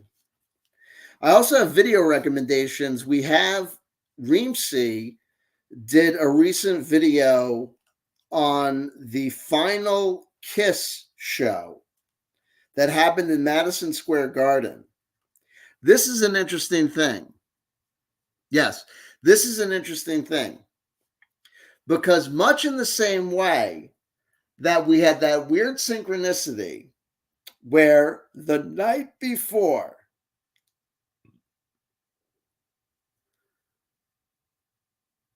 that's headful vast. That's too far. That's too far afield. We'll be too crazy. Haunted hotel. There we go. My stomach's around now. Much in the same way that the night before I went to the Geek Flea, where I found the book that revealed to me that M.A.R. Barker, the author of Empire of the Petal Throne from 1975, had written a pro-Nazi fiction book in 1991.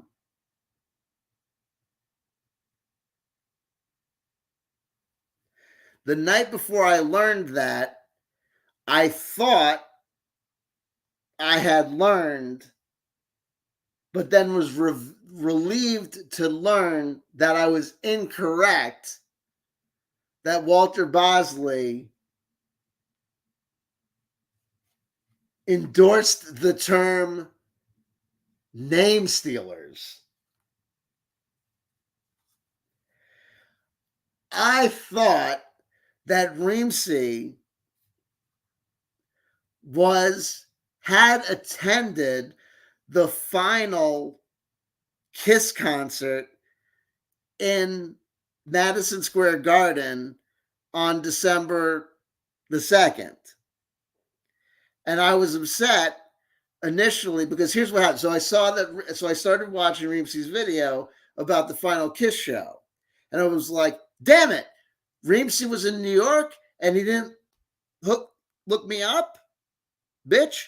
And then I was like, ooh, if he didn't look me up, that only had to be because he went to the concert with Michael. Then I was like, okay, that's fine. If he went to the concert with Michael, I get it. He couldn't look me up. That's fine. But then I was like, we should have made peace. But then it was like, okay. But then I was also like, why didn't I know that there was the final Kiss concert? But I wouldn't have gone anyway. I was like, fuck it. Like, whatever. But then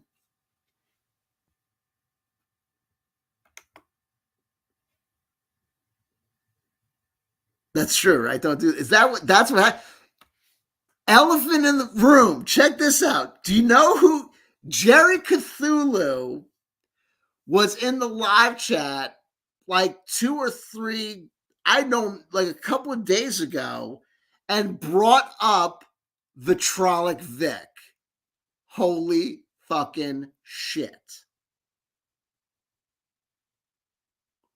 And speaking of Kiss, if you remember, I don't know if you remember when they were cursing me out. Remember they had that 30 seconds of cursing out CW Chanter? And it was Reemsey and Vitrolic Vic and Michael Onderos and the fucking bitch with the fucking diamond ring who turned out to be scamming. All of them were on it.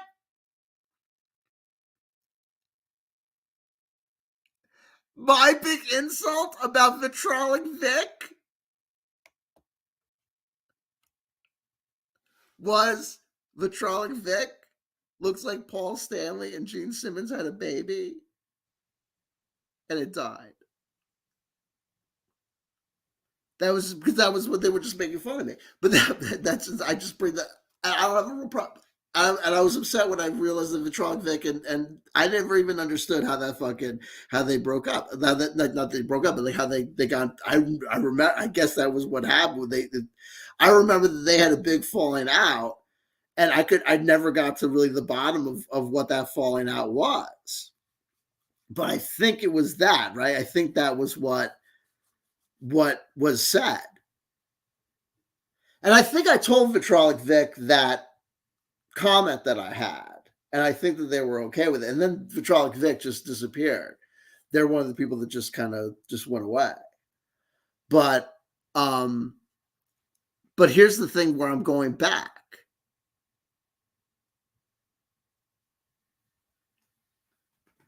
Check this out. Um, so Reemsey's video goes on, and they're like, I watched it on pay-per-view, and I'm like, okay, it's cool. They weren't in New York. They just watched it on pay-per-view. It's a great video. And I was actually going to do a whole review of their Kiss video about the last Kiss show. I might actually still do it because it'll be worth it. Because it's the Reemsey is like, I want old school YouTube to come back. Like, talk about nostalgia loops. YouTube started in 2005 officially, I believe. So we're gonna come up on the 20-year nostalgia loop of YouTube in about 2 years. So this shit that I do, especially with like the no intro RPG, like this YouTube, the YouTube bullshit with the fucking neon lights and the fucking everybody with fucking ring cams and all that shit, I have a feeling that that's going to go away. And I think old school YouTube is going to come back. And I'm not even talking about like hangouts. I'm talking about just this shit of people being like, here's me, here's a face, here's somebody talking. It's the same thing with like podcasts. It's like, what do you need a TV show with all this bullshit? Like, what do you need graphics? Like the same bullshit with like this, like a person comes and speaks and then you have a fucking flashy intro and then it's stupid. It's like there's no fucking point to this shit. But anyway, so check this out, right? Here's Head Full of Acid, your 20-year time loop theory of music is pretty fucking solid, to be honest. Yeah, it is. Yes, it is. You know why? Because I'm CW Champion, the Truth Teller. Yeah, it is. Agreed. Thank you. By the way, I have a Patreon. You have a child, so you know what I mean. It's okay, but like for $1 a month, you know what I mean. You can validate me. Thank you. Meanwhile, I'm dying over here. Okay. So check this out. Anyway.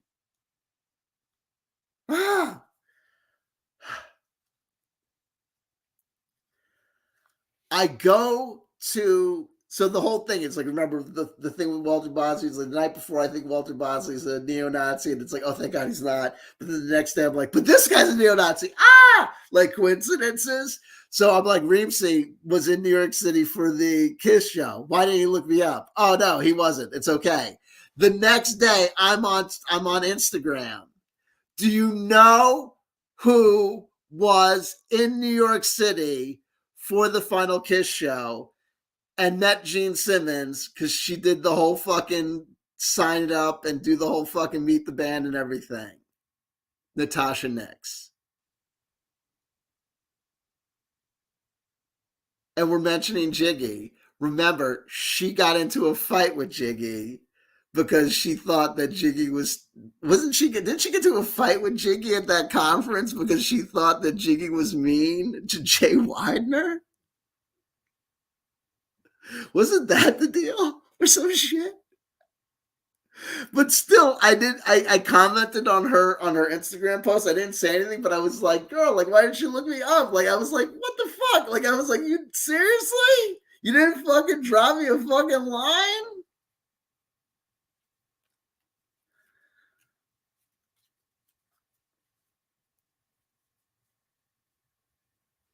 No, that Jonas, I know that was Groovy Bean. Okay. I get it. Okay, cool.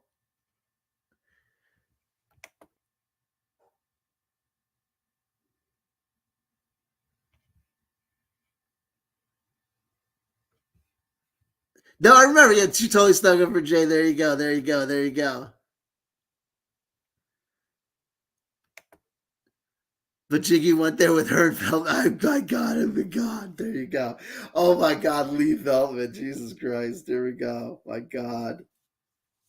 Scudler's Fighters. Jesus Christ. Oh my God. Oh my God.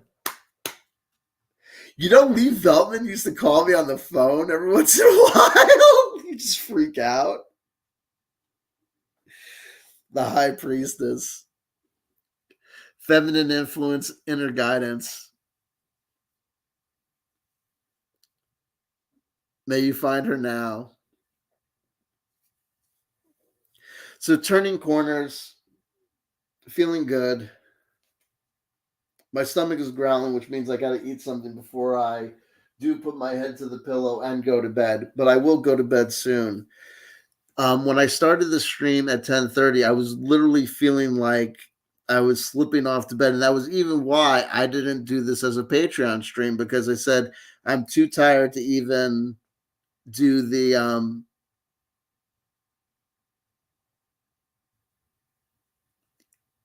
I hear you, Jonas. I don't Beetlejuice it. Um,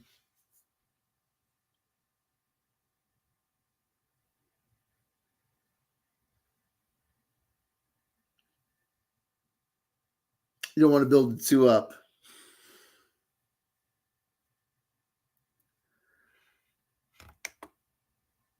Spike X, if you lovingly yet firmly accost me, I'll happily drop a like. I don't want to break terms of service by demanding that people drop a like, but best stream in a long time, bro. I love you. I hope you have a good rest and interesting dreams.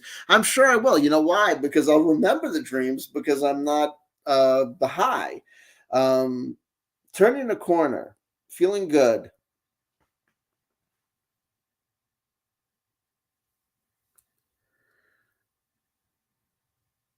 The high priestess, funny enough.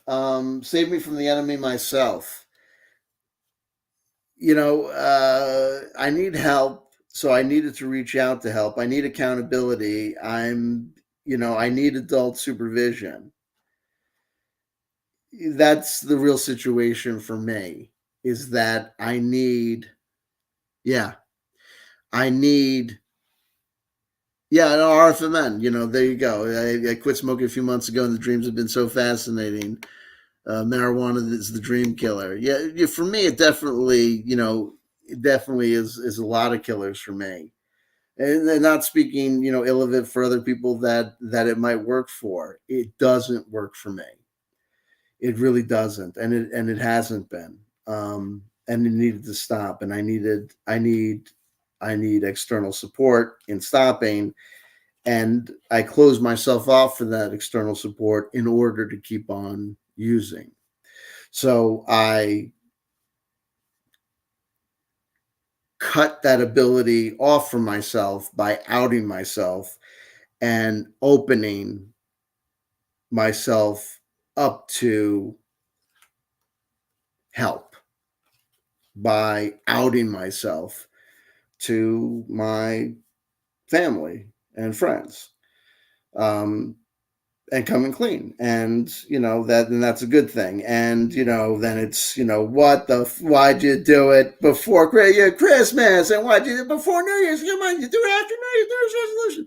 But no, I had to do it. I had to do it when I had to do it. And believe you me, it was a long time coming, and it's been on my mind for a while, and I'm happy that I did it. But you do it, and then you got to keep on doing it. So here's to keep on doing it. And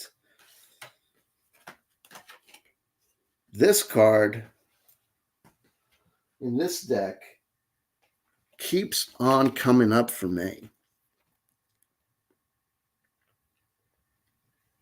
This card keeps on coming up to me from in this deck all the time.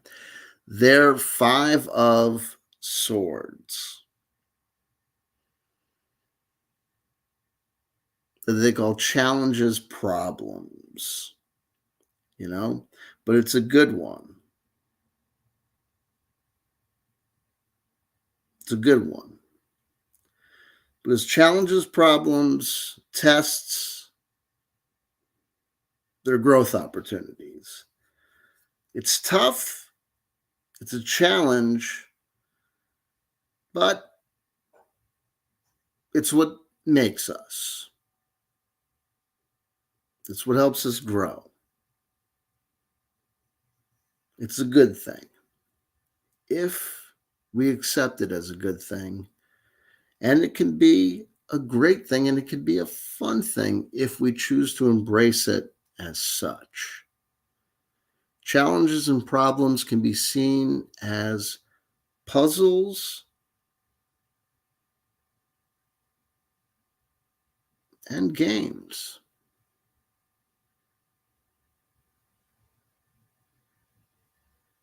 Activities and quests, if we want to engage them as such.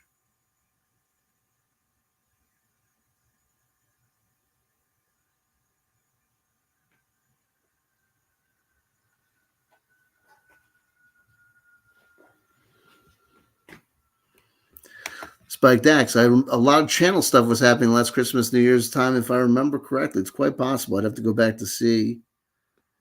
RMFN, we are here for you if you need something to keep you on the right path. I appreciate that sincerely. Build Really 72, Fair One CW, more power to you, brother. Thank you. I appreciate that. Head full of acid. I still struggle with alcohol, not as much as I used to, but feel like I have to match your honesty. I appreciate that. I appreciate that match. Head full of acid. I appreciate that match. I still struggle with alcohol, not as much as I used to, but I feel like I have to match your honesty. It's good. It's good to match the honesty, and I'm glad my honesty was here to match you. I mean, it's good. It's good. Here's RMFN. In the Rider Waite, he's grabbing the sword by the blade too. A bit dangerous. Yeah, in the Rider Waite image of the Five of Swords, you have the one individual who appears, in many ways quite victorious, but the victory is hollow because the other people leave him. There's no one to play with.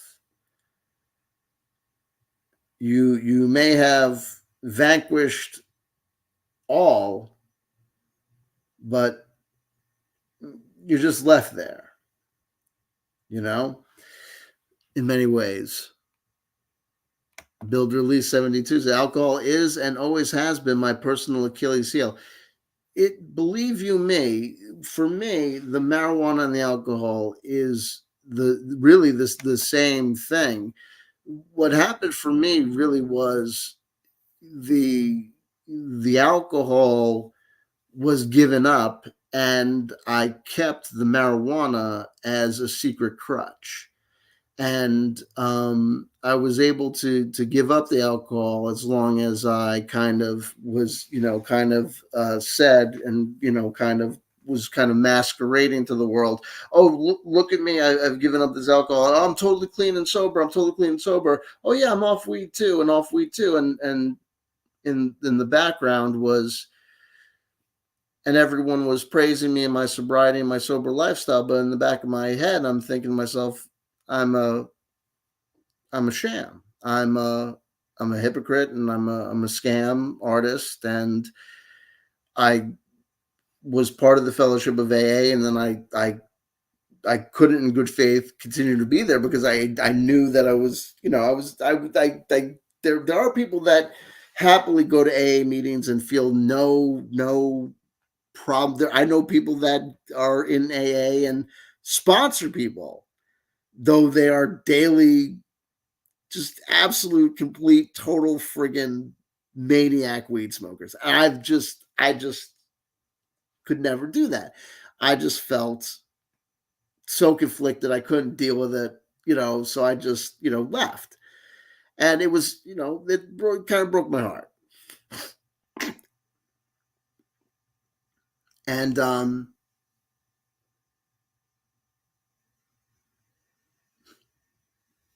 so God bless you. Oh, this headful of acid. Your streams have gotten me. It was this. So yeah, so it just it's tough, you know what I mean? And like I said, it's I knew that I wasn't really having this sober lifestyle, though it was pretending to be so, and it wasn't working. And so, use is use, and use is often self-medication, and it's tough. It's tough. But when it's a challenge, and we can choose to engage with our challenges actively, or we can give up. If something's a problem, something's a problem.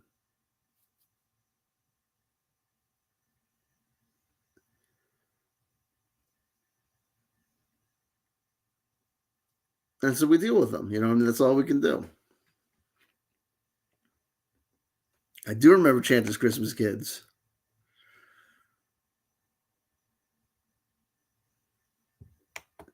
I think you were wondering if you should have any videos up anymore. It was purge time. Oh my God. The constant purges, you know what I mean? Enough, we're purging. Your streams have gotten me through some tough times over the years, CW. Thank you. Thank you. I appreciate that. I think I appreciate that. I know I appreciate that. Mario Heat, same here. When there's no one to play with, grab your sword and start swinging. Yeah, I hear you, Elephant. There you go. CW is the most relatable hero. Oh, gosh. Oh, Spike Dax. Oh, my gosh. If I'm a relatable hero, that's because, listen, hey, there you go. I'm no hero. There you go. God bless you.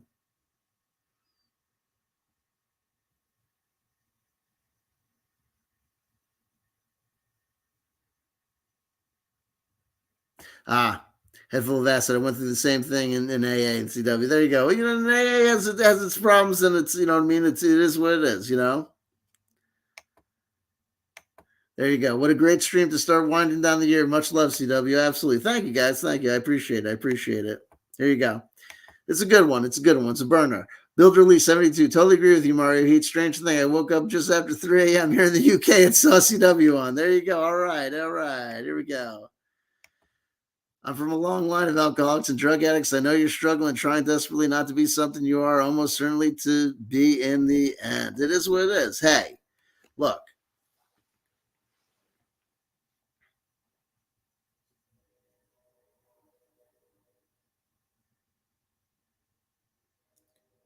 Speaking of AA, I'm not a 12 stepper guy. I'll tell you. I've been involved in many religious organizations over my many years on planet Earth. International Society of Christian Consciousness, Church of Satan, Scientology. You know what I mean. Say nothing of my birth station and Judaism and whatever. You know what I mean. It is what it is. Uh, and let's not forget Commonwealth chanting. We're accepting members. You know what I mean. We're available. Spike Dax, you earned my like. I encourage anyone else who is entertained to do the same. Hey, I'm unpaid volunteer. There you go. All right. Yeah. There you go. There you go. Hey, listen, head full of acid. I've been clean from heroin since 2014, but I've struggled with alcohol and weed since then. Hey, but look. Speaking of that, not being a 12 stepper, being a member of religious organizations and cults. AA is one of the many cults I've been involved in. I'll go to. It's my intention to return to meetings, but it's not my intention to ever be a member of the cult of Alcoholics Anonymous again, because the 12 steps of Alcoholics Anonymous are not true. Okay. And what they say in Alcoholics Anonymous is 100% fantastic, wonderful religious writing. And just like religious writing, it's not true, right? If you accept Jesus Christ as your Lord and personal Savior, I don't know that this is the case, but I believe this is the case. If you accept Jesus Christ as your Lord and personal Savior, I don't believe that you're going to heaven. I don't. Okay? And things like this. Rarely have we seen someone not succeed who has kept to our plain and simple. Those guys and gals who stick to those, don't rarely have I seen anyone in Alcoholics Anonymous succeed. Those people relapse all the fucking time. There are so few one-step winners, and they always, oh, what happened? Well, I stopped doing this. There are so many of those people that relapse. It is what it is. You know what I mean? But here's what I say. Don't drink and go to meetings, right? Don't use and go to meetings.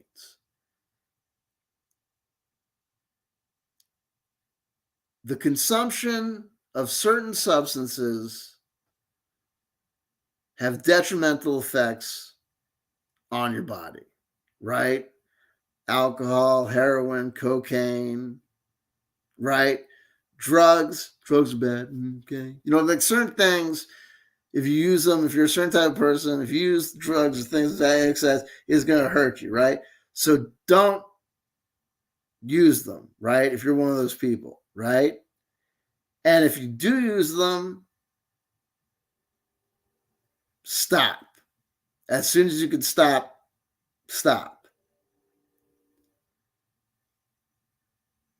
And if you start, stop as soon as you can.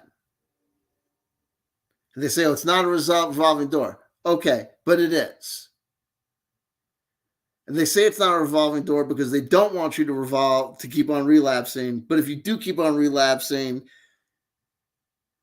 try to keep your relapses to as minimum as possible, and try to keep the duration of the relapses as minimum as possible, because the longer you use, the more detriment and bad you'll be doing to your body. And the more frequently you relapse, the more detriment you'll be doing to your body. So the less you relapse and the shorter the duration of time, you know what I'm saying?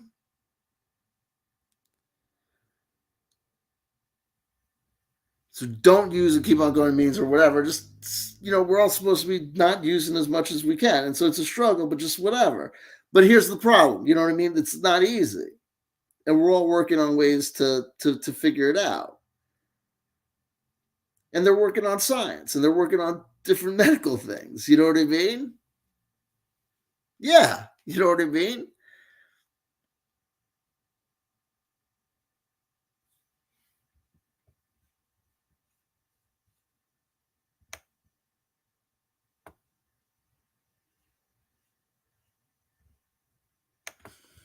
Yep.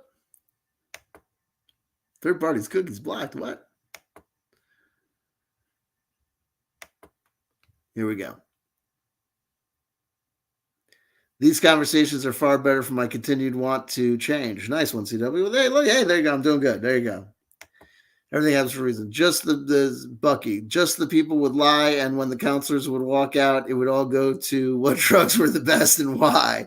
No, listen, it's tough. Group is tough. Listen, that's and I figured out what works for me. What works for me is accountability. Do you know what I mean? Like I need, I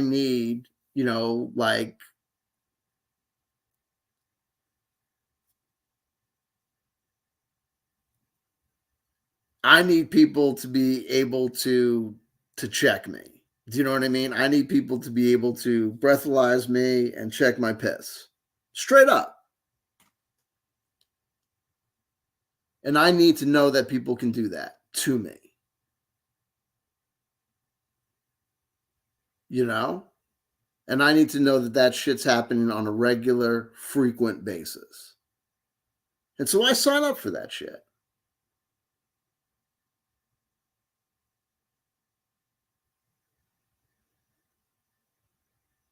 I'm constantly blowing into breathalyzers, you know what I mean, for my friends and family.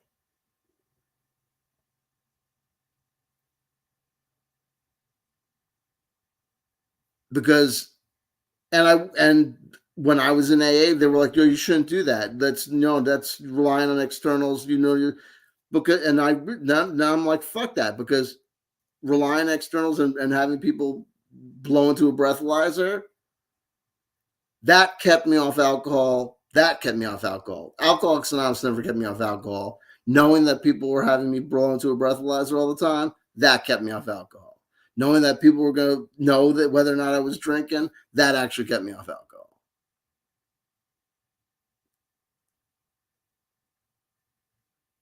And so when I realized that did, so then I said, well, and people were like, well, do you want to do this, that, the other thing for the piss? I was like, no, no, no, that's too invasive, whatever. And the reason I said that was because I wanted to keep on smoking weed. So what I finally said is we gotta fucking piss in a cup because I said that's the thing worked for alcohol. We gotta do it for the weed now because I'm cheating on this other thing. What works? Do what works, and don't bullshit yourself about what doesn't work.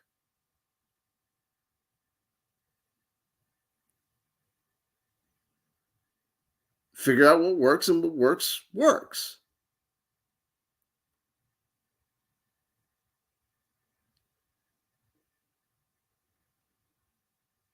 And if that doesn't work, if living alone doesn't work, I'll go into a halfway. I'll go into a sober living facility.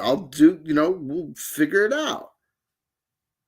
And if we don't figure it out, then I'll keep on living this halfway zombie life. It's like whatever you want to do, it's gonna happen. Do you know what I mean? Like whatever, however you want. Like if you want to keep on using, then that's what's gonna happen.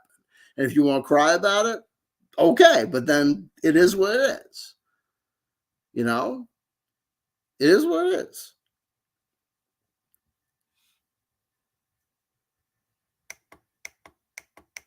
Bucky Wilkins, Commonwealth chanting works for me. God, I love it. It works for me too, baby.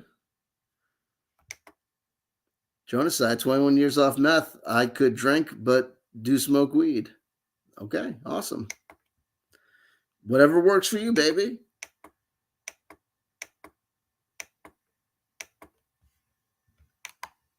Here's a head full of acid. I had to go to 4 inpatient rehabs to finally realize that the answer was within myself all along, just like Star Wars and the never-ending story. Yeah, you know what I mean. I've told people were like, "Well, you go back to rehab." I'm like, I'm never gonna go back to another rehab. Why? Because you go to a rehab, you're in there, and whatever's going on in there. For me, I'll never go back to another rehab because you go there, whatever's going on in there, you get back into the real world. It is whatever it is. First of all, I'm never gonna go to the rehab because I'm never gonna spend that much money for that amount of bullshit. You know what I mean? It's like what you do. You know what I mean? It's like spending money. You know what I mean?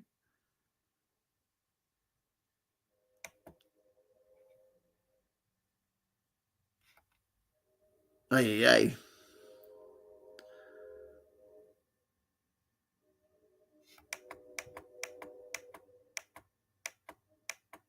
There you go. Here's Bucky. I've been sober from opiates like 7 years, and I'm sober. I mean, occasionally on holidays and occasions I'll drink, and occasionally I'll take an edible, and if the occasion like a concert calls for it. Look, whatever, you know what I mean? People know what their thing is and what addiction is for them.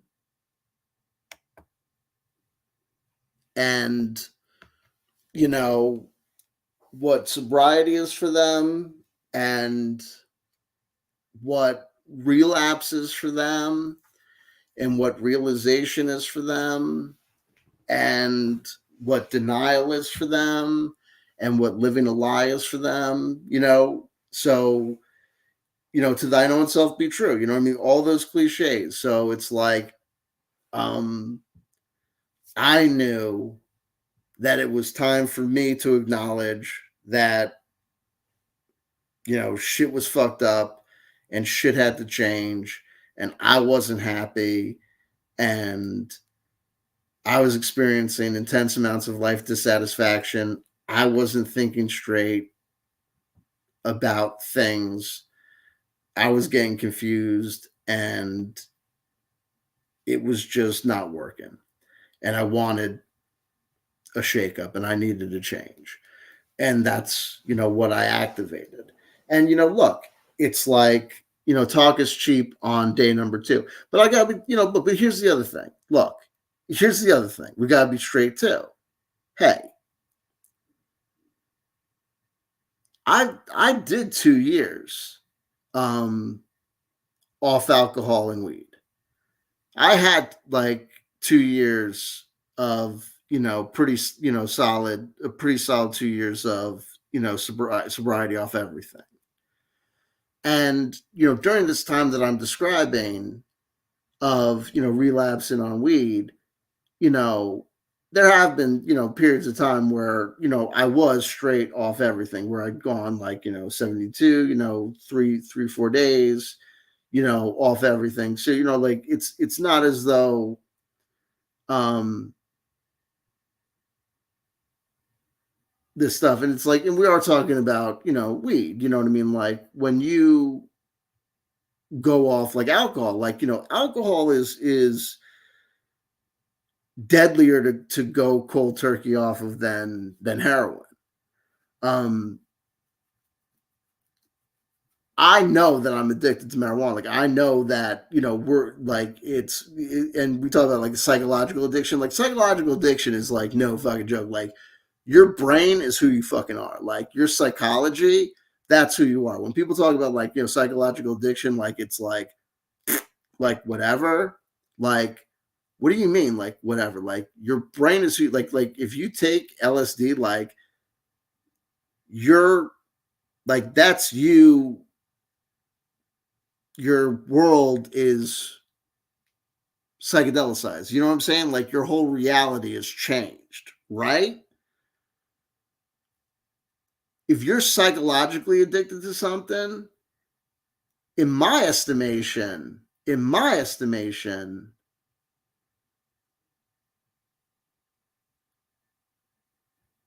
I think it's like,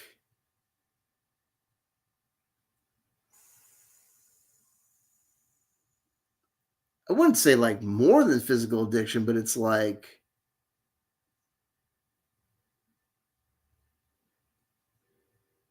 I don't know. It's like it's intense. I mean, but like like a physical addiction like passes through your system and leaves. A psychological addiction doesn't necessarily have a half life per se. Oh, I don't know. I mean, like, you know what I mean? Like, they say it takes 90 days to start a new habit, or whatever. It is what it is. But then the other thing is like, you know what I mean? Like the psychological thing can get re-stimulated. And that's the other thing, like I gotta tell you, it's crazy. But I appreciate that, Bill Billy 72 says, I really hear what you're not saying. You know what I mean? Well, I gotta be careful there, you know what I mean? I don't want to not say too much, you know what I'm saying, baby? Um, yeah, you know. Um, yeah. But I've been here for 2 hours and 18 minutes. It's 1:06 a.m. And I got to eat something small before I go to bed. And I've got to go to bed because I got to go to bed. It's time, right? You know what I mean? I love you. It's been good, but it's 2 hours and hey, 2 hours 19 seconds and 2 hours 19 and listen, hey, at 2:20, a reading for the holidays. Well, I've done a couple of cards anyway, but we'll do this. Here we go. Ba ba ba ba ba ba ba. Smooth transition to the Magic Spoon advertisement. There you go. Find us a winner. There we go. We end at 220 because then the magic number. Da da da da da da. Bill Release 72. We enjoyed spending time with you too. There you go. Ba ba ba. Da da da da da da. There's still no new music. Perchance we'll find some. A reading for the holiday. And listen, the holidays are not necessarily over. Listen, I might be there. I might be for you, somewhere. Here we go. Find us a winner. Ah,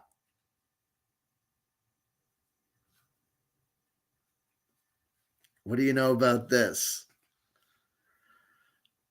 Ace of Swords, which comes demarked on this card with the words status surge.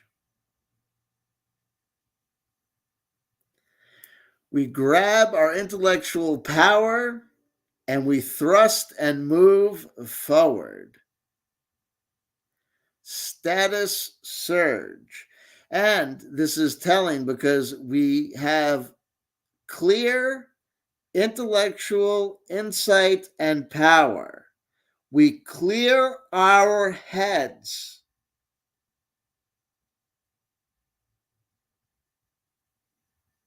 Yes, to cut through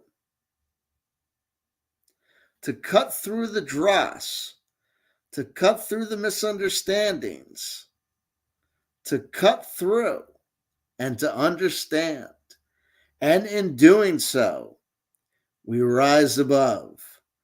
Status surge.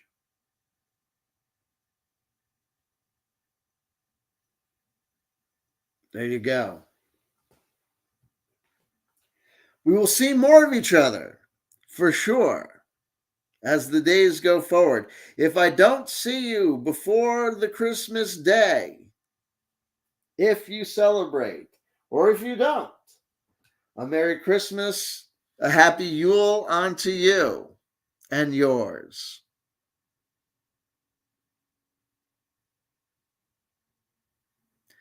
As your conversations wrap up, I bid you a fond adieu. I will surely see you, God willing, Goddess willing, and the creek don't rise before the new year.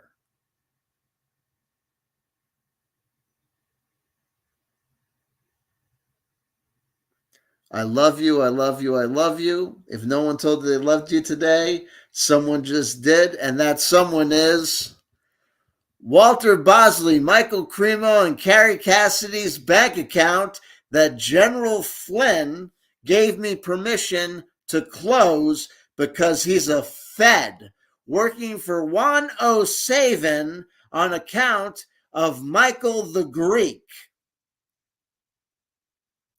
who was my weed dealer before I had gay sex with him, with Michael Omnieros and Vitrolic Vic in Reamsey's back car while Natasha Nix played a guitar solo with Jiggy's Ghost. Jay Widener filmed it with JFK sucking his cock. No. JFK wouldn't do that. He's a good Catholic boy. Or he was. Until the aliens got a hold of him. They were so drunk.